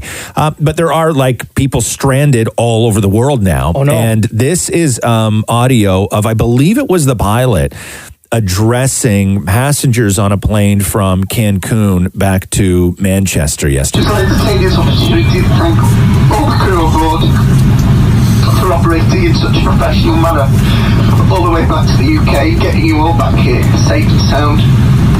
We do have many friends, colleagues throughout the business today, and I'm sure you'll appreciate. Oh man! We'd just like to say thank you for those customers who've flown with us for many years, those customers who've flown with us for the first time. We do hope you enjoyed your flight with Thomas Cook, and you'll be the last people to be on this aircraft, so please have a safe journey onwards home. Thank you. Oh man! Also, put it together, man. You're flying the plane. Yeah. You still gotta land, bro. Yeah. Like, say that when you're on the tarmac. Right? You know what I'm saying? But yeah, no, it is just like unbelievably shocking.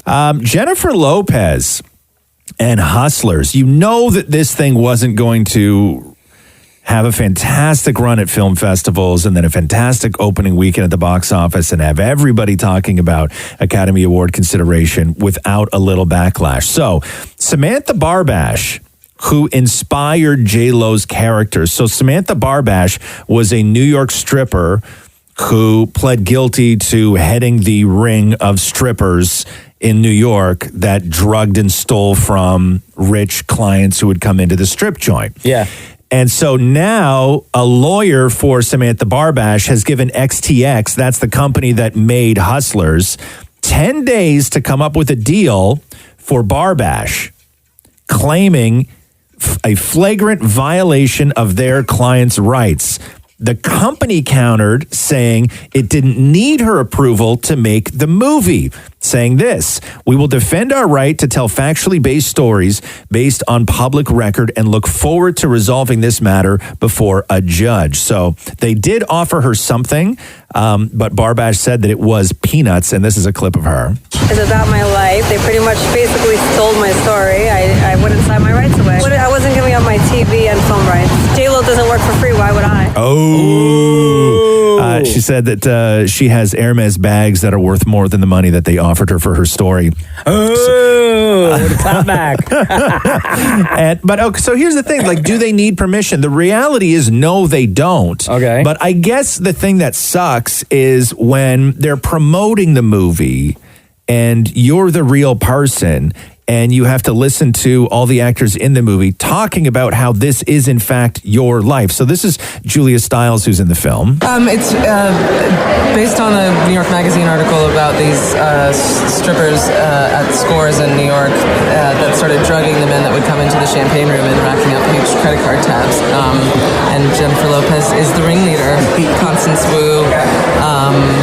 I play the journalist who wrote the story and interviews them all after they've been arrested and convicted. And so here's J-Lo talking about the real life story. This is going to be great. This is based on an article that was a true story. This was, it's a fictional movie, but there's a reality to it. This was happening. Things like this were going on. You don't have to. That's the thing. It's like it's based on an article. It's all public record. It's all based on an article. There was a court case. There was everything else. Like you don't have to. But I guess they went to the real stripper and offered her something, and she was like, She said no. Well, what are you going to do? You hold out for more, man. You hold out for more. Apparently, new technology can help reverse baldness. Oh, hey, Maury, get in here. Stop it. No? Oh. Engineers at the University of Wisconsin-Madison have developed a new technology that could help reverse baldness. It's a device that stimulates the skin with low-frequency, painless electric pulses that coax hair follicles that have essentially fallen asleep to resume production. And they say it's small enough that you can wear under a hat. So I guess it's something you have to wear on your head. And then you put a hat over top of it and you're okay, I guess. But baldness is really the last thing that it's okay to discriminate against and also make fun of. You know what I mean? Is it though? It really is. I guess, yeah. It really is. Like a woman can freely say, "Oh God, I don't want to date him. He's bald." And everybody else is like, "Oh yeah, I get that." Yeah. Right? You can't say that about any other thing that any person has. Also, bald jokes perfectly fine still in 2019. It's the last thing. The Maury's in there celebrating. It's the last thing you can make fun of in 2019. Now there's a cure. So celebrate your baldness. Nancy Pelosi yesterday finally moved on the impeachment process after reports that Donald Trump pressed the UK's president to investigate unsubstantiated corruption allegations against Joe Biden while holding up $391 million in American aid to Ukraine. Democrats said that leaning on a foreign power for dirt on an opponent crossed the line. This was Nancy Pelosi yesterday. This week, the president has admitted to asking the president of Ukraine to take actions which would benefit him politically. The actions of the Trump presidency revealed the dishonorable fact of the president's betrayal of his oath of office, betrayal of our national security, and betrayal of the integrity of our elections. Therefore, today, I'm announcing the House of Representatives moving forward with an official impeachment inquiry. I'm directing our 6 committees to proceed with their investigations under that umbrella of impeachment inquiry. The The president must be held accountable. No one is above the law. Trump called it more breaking news witch hunt garbage. He also referred to it as presidential harassment in all caps. Ooh, Kofi Fee. Hold on. Wasn't she, I thought she didn't want to impeach him before. Well, there's a problem. Wasn't she now she's all about that? There's so much pressure on Nancy Pelosi from all the other Dems and all this new stuff that is coming out with Ukraine. Yeah. That now she felt that she has no choice. So Trump now joins Andrew Johnson, Richard Nixon, and Bill Clinton in facing serious threat of impeachment. The problem is if this goes to the Senate trial, right? A conviction requires a 2/3 vote, meaning at least 20 Republican senators would have to break with Trump. So it's not looking good for that if it gets that far. But I'm telling you, man, you have to, if you're going to make this call, you got to know it's going to work. Otherwise, it's 4 more years of Trump, because they all thought they wouldn't have to win the next election because the Mueller report was going to boot him out of office. And then the Mueller report wasn't convincing enough for people. So then they had that hearing and they brought Robert Mueller in being like, okay, this is going to be the thing that sinks Trump. And it was an absolute disaster. And that didn't sink him. And now with this impeachment thing, if this doesn't go through, they have to start talking about things that people like, winnable things in an election. Like you have to start talking about jobs and the economy and money and security and children and healthcare and all this stuff. But if you just go full on with this impeachment and you don't get it, it will be 4 more years of Donald Trump, which is worst case scenario. Lindsay Lohan's got a brand new song. Are you interested in hearing it? Yes. So there was a tease released a little while ago. The song's called Xanax. And Maury, is that how you pronounce that? Selected. Can you select that file for me, please? It's written and recorded with Finnish pop artist Alma, who co-wrote Miley Cyrus's Mother's Daughter and Slide Away earlier this year. Only one reason I came here. Too many people I can't hear down. I got here at 10. Now it's 4 a.m. I can't be in this club. It's too crowded and I'm stuck. Ain't nobody here for love. Ain't nobody care about us. I got social anxiety, but you're like Xanax to me. Yeah. And I love Lindsay, don't get me wrong. Breathe. No, I can't be in this club. It's too crowded and I'm stuck. Ain't nobody care about us. But you're like Xanax to me. Austin Matthews is facing a disorderly conduct charge in Arizona. So I guess there is a hearing that's scheduled for 11:30 this morning. He doesn't have to be there. The incident took place on May 26th. According to the police report, a female security guard at a condo complex in Scottsdale made the complaint after she said Matthews and a group of guys tried to open her car doors as she sat inside doing paperwork at 2 a.m. The complaint said that she got out of her car and confronted Matthews, who she said appeared to be intoxicated. She then said Matthews said that he thought it would be funny to see how she would respond. The report states that Matthews then walked away, dropped his pants, bent over, grabbed his butt cheeks, although he was wearing underpants, and then walked back into the condo with his pants around his ankles. The report says surveillance video shows all of this happening. I got you, Leaf Nation right here. Jeez, well, that's all. Don't do that.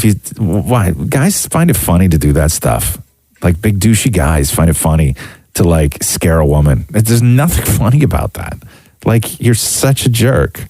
Like you and all your drunken friends. Like what would you see a woman in a car at 2:00 in the morning and you're let's scare the hell out of her. Like, who thinks that way? It's so ridiculous. A 22-year-old drunk idiot. True. Marvel Studios president Kevin Feige. Yeah, Kevin Feige is developing a new Star Wars movie for Disney. Hold on. Excuse me? Yeah. According to the Hollywood Reporter, they say that Feige will produce and executive produce a new Star Wars movie for Lucasfilm with President Kathleen Kennedy. Oh, wait. Some insiders claim that it could be a precursor to Feige taking over the role at Lucasfilm. Yeah, in addition to all his stuff that he's doing with Marvel? Yeah, I guess. Oh, wow. With the close of the Skywalker saga, they say Kathleen Kennedy is pursuing a new era of storytelling. And knowing what a diehard fan Kevin is, it made sense for these two extraordinary producers to work on a film together. while development on the Star Wars movie is still in the very early stages, it's reported that Feige is already considering casting options. Sources are claiming that he has reached out to, quote, a major actor and said there is a specific role he would like the actor to play if the movie is made. So you could take that as meaning that there will be a recurring character from a Star Wars that we know. I mean, Boba Fett's the one that, like... Boba Fett, but nobody would be a... No, you know why they can't do that? Make a Boba Fett movie now? Well, because it's too long after the fact. No, Boba Fett would be long gone. No, I know, but they also ruined his origin story with the prequels. Right, but Boba Fett died in Jedi. He did. He fell in a hole. Crappy. Yeah, and also Boba Fett is not nearly as cool as everybody thinks he is. Nobody wants a Boba Fett movie. I know what they're going to do. So I don't know what that means. I know what they're going to do. What? The only option right now, and Star Wars nerds will agree. Yeah. It's going to be an Ewok spinoff. Shut up. Shut up. You're the worst. Has to be. You're the worst. Nobody wants an Ewok. Nobody wants a Boba Fett movie. Nobody wants an Ewok spinoff. Maury wants an Ewok spinoff, he says. Just for the record, under Feige's leadership, you can leave this on, Yub Nub. Oh, of course. Under Feige's leadership, Marvel Cinematic Universe's 22 movies have grossed $8.5 billion domestically and $22.5 billion worldwide. So yeah, you give him Star Wars. Oh, Yub Nub for real. Right? It was down to ice cream and egg on The Masked Singer last night. Okay. And so here, I'll play you a clip. So here's a little clip of ice cream singing.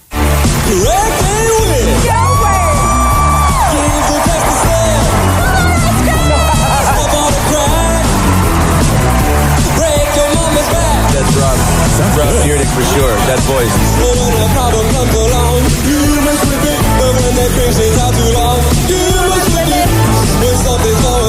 Okay, now I know that you, Mocha, are new to The Masked Singer. So you're listening to that voice trying to place it, right? Trying to be, you're like, who do I know that's famous that could be dressed up as ice cream on The Masked Singer? Remember what I said? You immediately start going too high and you have to rein it back in.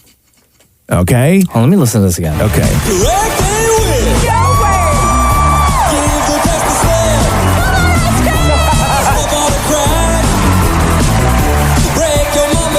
That's Rob Dyrdek for sure. That voice.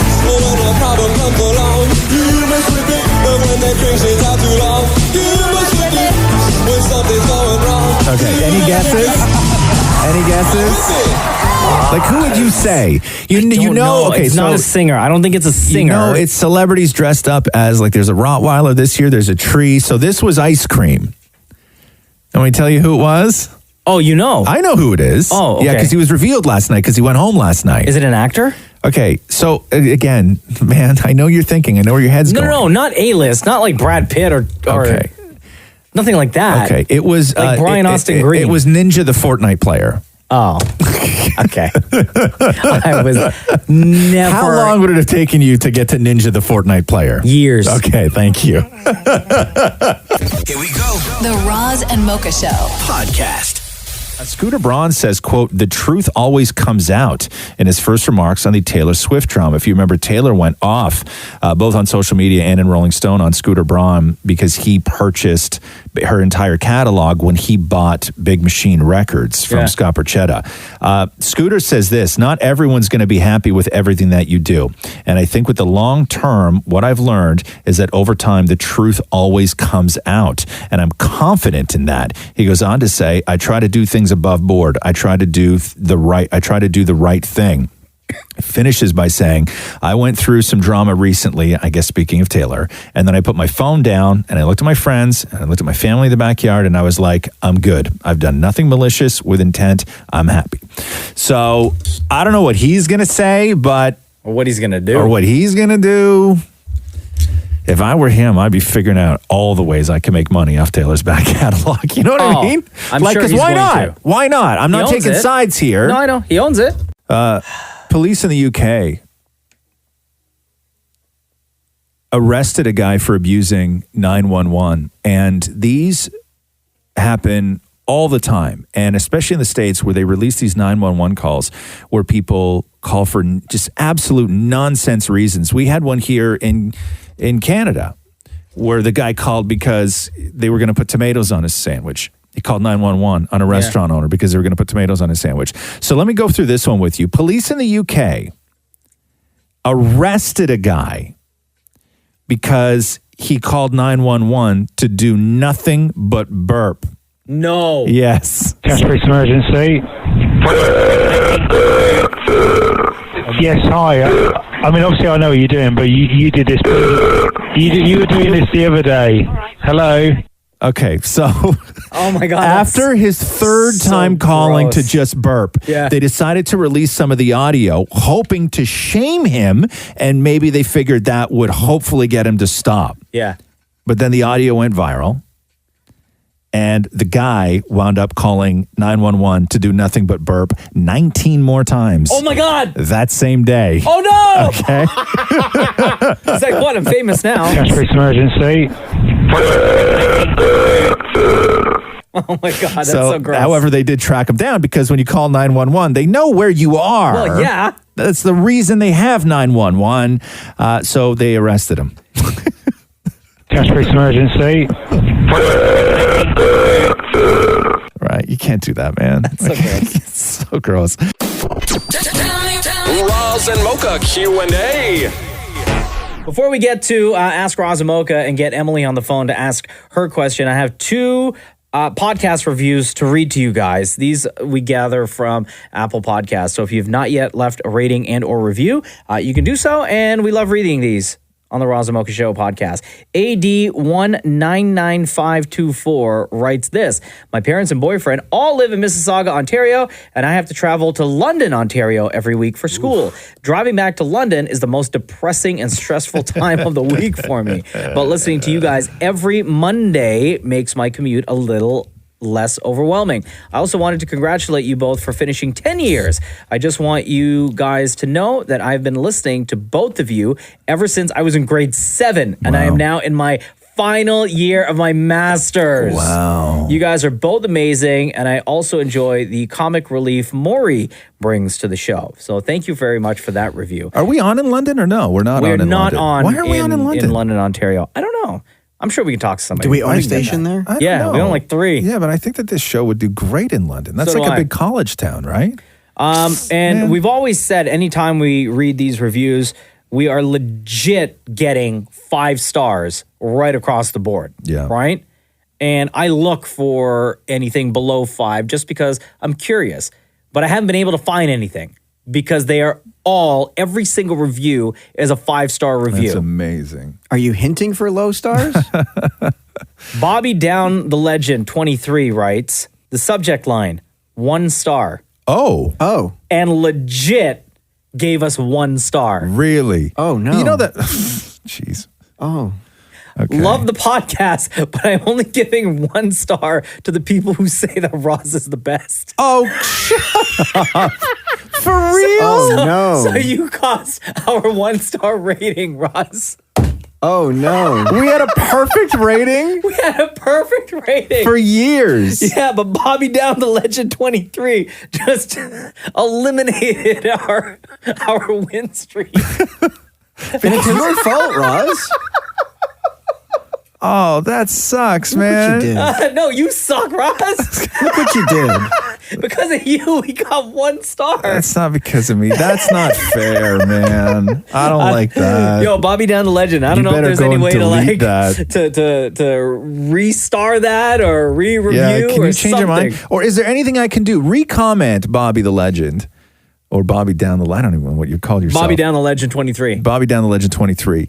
If there is anything I can do to sort of win your favor, if there's anything I can do to get on your good side to where you would consider deleting and changing that rating, I'm up for healthy debate. I think there's not enough healthy debate in this world, especially in 2019. If you want to have that conversation, I'm willing to plead a case to get you to take that down. I have an idea. Okay, Yeah. Bobby Down the Legend 23. Yeah.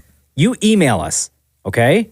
Roz and Mocha, ROZANDMOCHA at KISS925.com. Yes. Roz and Mocha at KISS925.com. Email us your phone number. We're going to get in touch with you And on the phone on a future episode, hopefully the next episode of the Roz and Mocha Show podcast, we'll have you on with us to discuss this 1-star rating. Yeah. Now, this is where things get dangerous, though. Why? Can I tell you why? Because I know how this works and I know how the fans work, which is we're going to have Bobby Down the Legend 23 on the show so I can try and convince him why he should change his 1-star rating. Yeah. Once people realize that all you have to do is give us 1 star to get on the show, we are going to be inundated with 1-star reviews for people thinking that we're going to call and debate them. No, we're not going to do that. This is like an It's a exclusive, one time only. One time for Bobby Down the Legend 23. Right. Okay. All right, Ask Roz and Mocha time. These are the questions that we get from Instagram at Kiss925. And, of course, get one of you to join us. Hello, Emily. How are you? Good, guys. How are you? Good. Thank you for your question on Instagram. And thank you for taking time out of your day to join us on the podcast. Yeah, thanks for having me. So what's your question? My question is, what high-level job do you think you could lie your way into with no experience and no one would notice? High level job. Like, what are we saying? When you say high level, what's in your mind right now? Like FBI, high government, DEA, that kind of thing. Lie yourself. Now, okay, so how do you get around the sort of the checkable facts? Like, are we omitting that they could call references, or how are we doing this here? A lie's a lie, guys. Okay. So you would so then I would also then have to create like if you say police detective, right? Yeah. Then I would have to create my own background that they could then cross-reference to make sure. But let's just consider right now the work involved. So let's consider what skills maybe you have in life that would fit perfectly into a high-level occupation where at doing the job, so whether it be detective or doctor or school teacher for that matter, what skills do you have that you could pull off doing the job where no one would question that you've lied and have not been trained in doing that actual job? So what would that be? Okay, what hold on. would that Before look we like? give our answers, Emily, what would your answer be? I think, I don't know, maybe being the prime minister, because it doesn't take an idiot to run the country. That's just my no, opinion. you can't. You got to be voted in, though.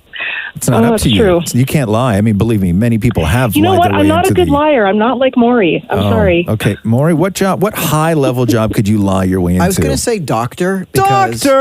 Because you watch Grey's Anatomy as long as you have, you know how the actions are, the body language when you scrub yourself in, how you look in the outfit. You know, How would you perform a heart transplant? Oh, you ask for the scalpel. What's a tracheotomy? Tracheotomy is with 3 transplants, right? Tray? Yeah. Okay. And you cut things and you do that. But then I was going to say, There's too much math involved in being a doctor. Yeah, Warren. dude. You have your helpers to do that for you. Oh, okay. Right? Your The doctor doesn't do that. Now, is that the medical term? Yeah. You know what's so funny is that if I lied and took a job as a carpenter, right? That's fine. But that's not high level. Mocha, if you lied and took a job as like a, I don't know, motocross champion, right? We're both good if we get busted. Maury has decided to lie his way into a job that he would actually go to prison for if he got found out. Yeah. But then I was going to say Maury, something you along asked the me lines of this yesterday. detective. You came up with doctor? Detective. Right? Because I watch Law and Order all the time. Right. Right? And you just need to believe the case. You need to say some big words. You would be a terrible detective. Yeah. Do you think so? Yeah. No, we know so. I know so. I know so. Elementary. No. Because you can't sit and interview somebody. You can't get the truth out of Well, somebody. allow me to retort. Okay. Retort. Go ahead. So then what happened? Okay, so interview. So like right now I have a secret, okay? I have a You're secret. on the stand. No.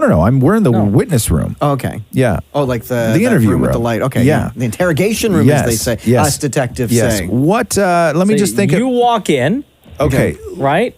Yeah. And Roz is sitting there and he's got handcuffs on. Yeah. You know, I have people in the other room right now that have told me exactly what you've done. So I'm willing to allow you to tell me what you've done, and we will come up with some sort of a bargain right now. But if you don't want to tell me, I already know from the other people right next door, the people who know you, who we brought in as witnesses, who are going to tell me what you've done. But I want to hear it right from you right now. And if you're willing to do so, we can work out some sort of a deal. Lawyer. Done. I can't say any more to you. Wow. Way to crack that case, detective. Holy. Detective of the year. Jeez, Maury? man. Maury. Don't you know that when somebody says lawyer, that's when you say, listen, understand, this is as far as we go, but I will tell you right now, I will go and get you a lawyer. It'll take a day, maybe 2. You're going to be here for the duration of that time. Again, I will do that for you, but I will tell you this, what I'm offering you right now does not exist after a lawyer walks through that door. Right, but there's no point grilling you anymore because once you say lawyer, Hey, you gave up like what's the right deal? away. No, but once you say What's lawyer, the deal? What's the deal? No, there's no deal. You're not going to offer me a deal. No, I was lying. There's no people next door. That's what they do on SVU. There's nobody next door. They just say that so that you squirm in your pants. So wait a second. You were about to frame me. Yeah. How deceitful. So you know what I mean? Even Maury is crooked. Maury's crooked even when he pretends. Like you can't even pretend to be. But it's not crooked. It's called interrogation. But you know that I didn't do anything. No. I'm waiting for you to tell me that you did. It's a trick. Yeah, but that's not how police work works. If he didn't do anything. No, but if you suspect that he did and you're going to grill him, and if he then tells you that he did it, I can have you. But you just said that you know that I didn't. No. I'm out of character right now. This is just us. No. And then we caught him in a lie. Maury, I swear, man. You can work for the RCMP at like the highest level. You're the worst. Exactly. The highest level. Yeah, go. You should go and join CSIS, and they'll send you to Syria or something like that. You can go and get some secrets. All right, does that answer? I don't know what I would do. What could I lie myself? What skills do I have that I could go in and do a job that I've never done before? Sports analysis? What about analyst? What about film director, movie director? You have experience and you know. Oh, I could do that. But is that high level? I could. A film director? Yeah, dude. Yeah. But I think, because to me, high level means very respected. A film director? So what? Yeah.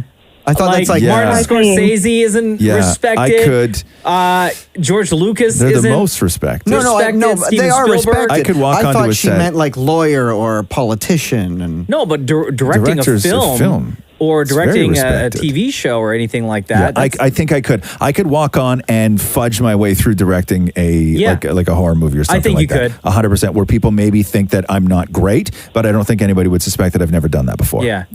True. I think you could do that. Thank you. Yes. All right, there you go, Emily. Thank you so much, guys. All Have right. a great day.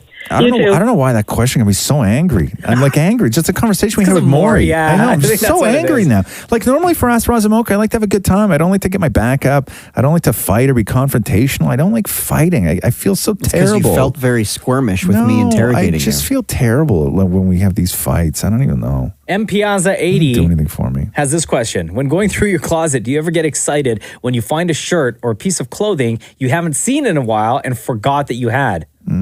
I used to. I don't anymore because I don't have a lot of clothes anymore. I got rid of everything. Let me see. I got a lot of wrestling t-shirts. I don't wear them all the time, but I would say like two of my favorite, my NWO shirt and my Monday Night Raw's War shirt. Right. Those two. You get Anytime I bust excited. those out, I'm like, ooh, Yeah. it's time for this. Okay. We're going to have a good day today. Yeah, I've never. I don't know. I used to, but not so much anymore. Maury? I sometimes visit. I have a drawer of collectible shirts that I have that I sometimes visit and forget Describe what's in there. what's a collectible? Shirt that I loved as a shirt from a TV show that I loved as a kid that I got. My dad's 1970. Wait, what's the shirt? Called from a show called Switchback. It was on Okay. CBC. And is it like kid size or is it grown up size? Kid size. Oh. And You still have children's clothes that you wore as a kid? Yeah. In your closet? Yeah. Oh, and the shirt that I bought from season 1, episode 1 of Queer as Folk that was actually worn on the TV. I have that shirt that he wore, and my dad's 1970. I don't even NBC have to see a picture of that shirt to know that it's shiny. it is, Yeah. and it still has the tag on it. My dad's 1970 NBC sports shirt. Wow, you have like collectible stuff. Yeah. You know, do you have a shirt in your drawer that you wore as a child, Mocha? No. Okay, you know when you watch movies or TV shows that have like serial killers in them? Yeah. And when they finally get caught, right? Yeah. The detectives during the investigation will Please find don't bring detectives back into the show. will find like the collection of stuff that the serial killer has taken from their victims to keep. Yeah. Right? Yeah. I find Mementos. like that Trophies. drawer Yeah. in Maury's condo that's full of stuff, including children's clothing, are those things that he's taken from his victims. Yeah, exactly. Exactly. Like with Dexter, what he used to do. Yes. With And the blood. they're stored in a drawer under the bed. Where do you keep those? Please tell me not in that same drawer. You don't keep that jar of teeth you bought off eBay. Oh no, it is in the same drawer. Oh my God. And- you can't and keep dude- children's clothes and teeth, human teeth, in the same drawer at home, man. It's in the drawer under the bed. Okay, yeah, you can't do that. You can't do that. That's too weird, man. It's too weird. Can I read Kimberly's question? Yes. Kimberly writes, if you could wedgie any historical person, who would it be? You know, I've never in my life been wedgied. Please. Never. Really? I've never been wedgied. What, did you have security with you in high school? Because you're like a target for wedgie. No, people felt sorry for me. I was left alone. I've never been in a fight, never been punched, never been wedgied. Never been punched in the face? No. Oh, it's the Bruh, it's the worst. Oh, I don't think it's the best. No. I got No, wedgied true. once in high school. Yeah. Yeah, in the change room after gym. Yeah. It is, oh God, it's such, I'm just Yeah. like cringing thinking about it right now. Yeah. Is the So- ultimate It's the wedgie a real worst- thing? Yeah, worst well, so feeling. there's a difference. There's different levels of wedgie. Like I've had people wedgie me who really did not like me, but I've also had best friends wedgie me. I thought sports teams wedgie each other. Catherine's wedgied me before. Oh, yeah? Jenna never wedgied you? No. Really? No, like the, Catherine wedgies me all the time. really? Yes. Like an aggressive wedgie? No, like I'll just Just like a quick little yeah, she'll just tug on right the up. undies, Yeah, like yeah. and I wear these tight jeans, so it's real difficult for me to get it out. Like I can't just do the pick. I actually have to undo my pants and get a hand back there and remove it physically. That's what she said. Shut up, Maury. Would you like to experience a wedgie? I mean, I should, right? I mean, I I think can't you go should. through life any longer. I'm not doing it. Why? No, I'm not doing You it. don't No, wanna no, I wedge don't want Maury? Mocha to do it. I'm not doing it. No, I'm not because doing it. Mocha he's way too aggressive. No. As a first time wedgier, it should be a gentle wedge. Okay, let me give you Yeah, a gentle I'm wedgie. not- I'm not gonna do it. Okay, I'll go over there. When's the last time you changed your drawers? These are brand new. Okay, So are I you wore sure? Matthew's underwear yesterday. That's weird. We'll get into that later. That'll be a podcast bonus. Okay. Should I empty my pockets? No, what for? I don't know. I'm only touching your underpants more. Okay, wait. Are they sticking up into the back? Yeah, I think so. Okay. So I'm now reaching down and I'm grabbing Maury's undies. Okay. Okay. So Maury, you know what these are, right? I'm gonna pull up on your undies and they're gonna go up your butt cheek. Do I jump at the same time? No. Okay. Okay. Are you ready? Yeah. On the count of 3. Okay. 1. Ah! You did not count to 3! Ah! Oh! Oh, I think it ripped a new hole. Why would anyone want that? Nobody wants a wedgie. You didn't count to 3. Oh my God, it's literally in there. Yes, that's a wedgie. Now you get to experience digging out a wedgie. I'm still digging. He's still digging. How much went in there? I'm crying, guys. This is so Do you have to undo your pants more? I'm sorry, man. Listen, I know we're all grown and we live in a world where bullying is awful, but wedgies are funny, right? Can we all agree that a wedgie between friends, like a wedgie when it's not done maliciously, wedgies will always be funny? Did his eyes pop right out of his head when I did that? His eyes, his tongue, his brain. Oh my Okay. God. Oh, wedgies are great. Wedgies are great. Well, this is a weird ass question, man. Okay. From Z Chun Mo. You're in the middle of the ocean. There are 2 boats that are sinking. Okay. One with your significant other on it, and one full of children. Which one do you save? And you can only save one of them. I would assume your significant other. I'm saving my significant other. Yeah, I mean, so here's this is one of those questions, right? It's like the guy in the train tracks. It's like you have the ability to rephrase the question in a way that it would change your thinking. Okay, so you're in an ocean. There's 2 boats, okay? One boat has 10 children on it. One boat has your significant other. At this point, you can choose to kill 10 children or your significant other. What are you choosing to do? Kill 10 children? Bye, kids. How can you not save your significant? I'm sorry, I don't know the kids. Okay. It's horrible that they're there. That's unfortunate. But can you imagine living the rest of your life knowing that you killed your significant other to save children? And you have to ask yourself, going, would your significant other, totally understand the decision that you made? No. Okay, now let me rephrase you this. If you were in that water and Jen is in a boat, Yeah. and there's another boat that has 10 children in it, Yeah. and you have the decision to save one of them, if you start swimming towards Jenna, do you think that she's not going to say save the kids? I still wouldn't be able to. I wouldn't be able to. No. No. I can't live the rest of my life without my wife. No. Absolutely not. Yeah, I can't either. I agree with you, but I'm just saying it's one of those. Oh, no, it's one of those. no. It's one of those. Like I'm just picturing But now. think of all the kids you would have then, more. No, but I'm also just thinking. Oh man, you could have 10 children. Yeah, but how do you explain to Matthew's family, hey, I killed Matthew to save 10 children? Yeah. No. Well, even trade, I think, right?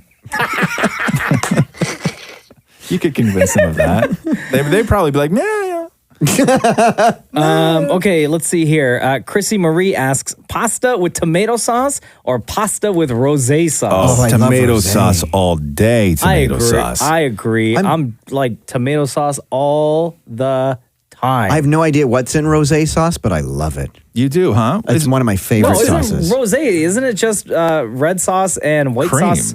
right? Or, Yeah. like fettuccine Alfredo, So right? you get like the that boast sauce? of best worlds. The boast of Beth Worlds. The boast of Beth Worlds. That wedgie really did some damage, huh? I may have had a stroke. Okay. No, I'm going tomato sauce all the time, preferably with meat in it, because for me, I Oh like my it. God, I like tomato all the sauce, time. but I gotta have meat in it. Oh, but that's not like if you're gonna put meat in it, absolutely. But I've had ravioli with rosé sauce, and I love rosé. Sam Brown asks this question, just like in the movies, Freaky Friday, Parent Trap, and The Change Up, if you could switch bodies with one person for a short period of time, who would it be and why? But do they get my body? That I don't know. Yes. If we're going switch 'em rules, Yes, they okay, get sure. my body. They have to have get your my body. See, so here's the thing, right? Is that you would automatically lean towards, say, somebody you didn't like. Yeah. Right? Where you're like, I'm going to get on this person's body and I'm going to do something in one day that will ruin their life. Right. Forever. Like murder. Right? Yeah. Like I will do something to take them down forever. But if they get my body, then they could just go home and make love to Catherine all afternoon. Oh, that's and then I wouldn't be able to live with the fact that this person, as me, Yeah. made love to Catherine all afternoon. So I don't know. What would I do if I could? I always say this. I always say that I would use it for some sort of financial gain. I would figure out a way to monetize the switch 'em. Right. With everything. Like it's the same thing with the superpower questions we get. I'm like, how do I monetize a switch 'em? See, my automatic answer is always going to be like The Rock. I would switch lives with The Rock, switch bodies with The Rock. So for The one Rock could go day. home and make love to your wife all afternoon? Yeah, we can't have that, guys. No, he's not laying a smack down. I think Jenna. there's a party that might be cool with that, though. No, because I think there's a party that might be cool with that. No, you know what? You know what would upset me? If like after we switched back, right? Yeah. And Jenna was like, oh, life changed. Completely. And she was like so much happier. Oh, yeah. And I get home from work and she's like, oh, yesterday remember, was. like let's do like everything you did yesterday. Every single thing you did yesterday. Yeah. Again. Yeah. Do it again. Do it again. Yeah. Oh, you'd be terrible. Oh, yeah. Life ruined. You ruined your own life. You played yourself. Yeah. That's so true. Maury? See, yeah, but then I'm thinking the same way. I was going to just change bodies with the Hawkeye at the gym just so that I could experience what it's like to have a hot body for a moment. But then You would switch lives with like a normal person that lives in the same city as you? just so I could know what it's like to have abs. But then he's going to be me and go home to Matthew. So yeah, But in your body, though. In my body, yeah. Yeah, so it's not like Matthew's going to be like, you're going to walk in the door and Matthew's going to be like, oh my God. Yeah. Like it's still going to be you. Still gonna that walk in the door, Matthew's still going to be like, oh, hey. Do you think for a second, Maury, that the hot guy at the gym is going to switch him with you and be in your body, and he's going to get naked and look at himself in front of the mirror, and the first thing he's going to want to do is make love to Matthew? That guy is going to be wearing all the clothes so he doesn't have to look at that body. Including those weird children's t-shirts that you keep in that drawer underneath the bed, you weirdo. Okay, let's see. I love switching movies, though, man.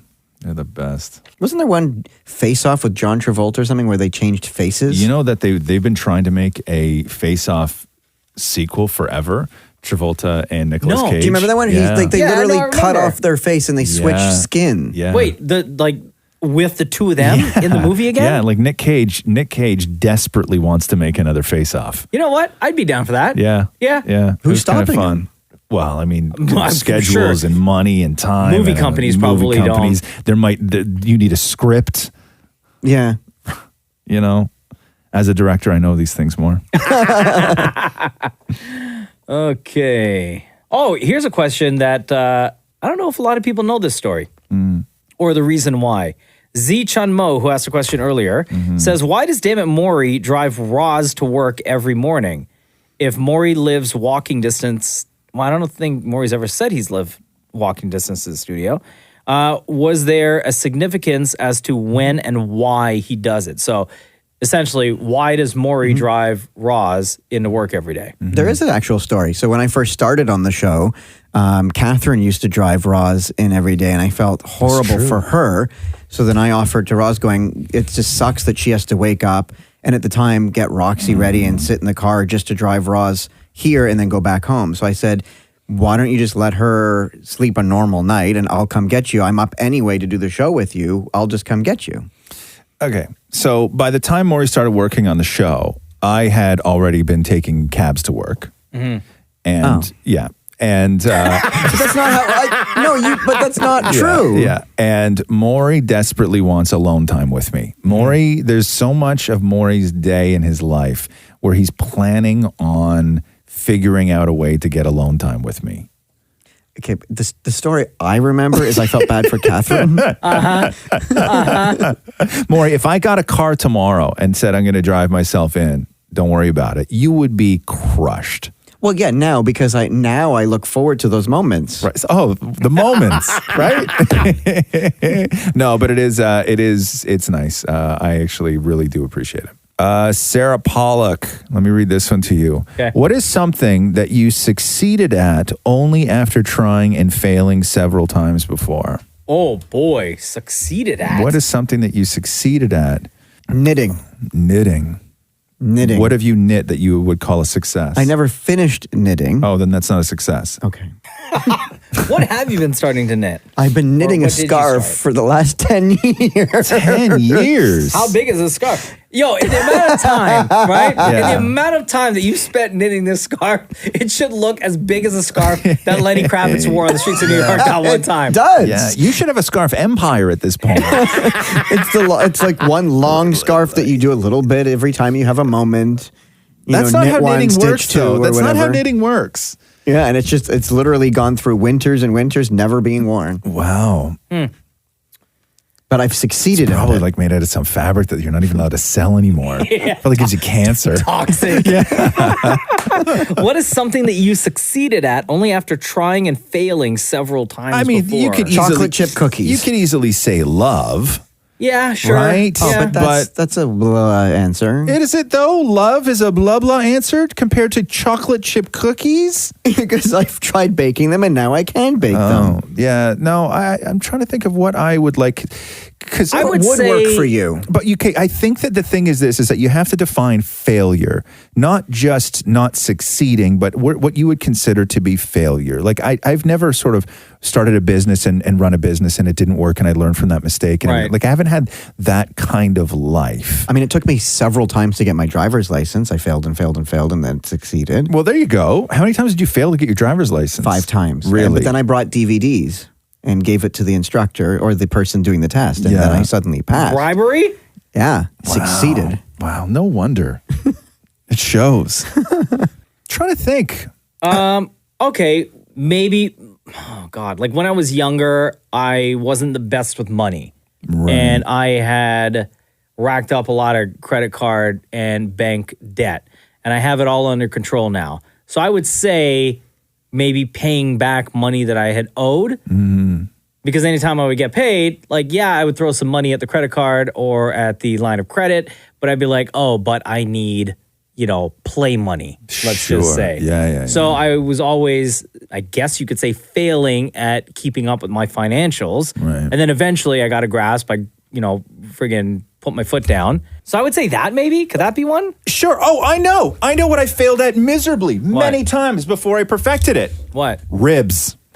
Oh, okay. There you go. I have made enough terrible batches of ribs. And the problem with ribs, when you screw up ribs, it's hours of cooking. Oh, yeah. Like, it's not just like you throw something together and like when you screw up ribs, you have spent a day trying to cook ribs. And I've screwed up ribs. I really screwed up ribs probably like 3 or 4 times. Ooh. I really screwed up ribs. Those are days. And they're days. Yeah. And now ribs are fantastic. But I never gave up. And now I love making ribs. I love making ribs. That's a lot of work for very little meat. What, ribs? Yeah. Yeah, you have to. Ribs are one of those things that you gotta love them. Yeah. Right? You gotta really love ribs. Do you love ribs? I love ribs. Yeah. That ribs are probably like pasta's number one for me. Yeah.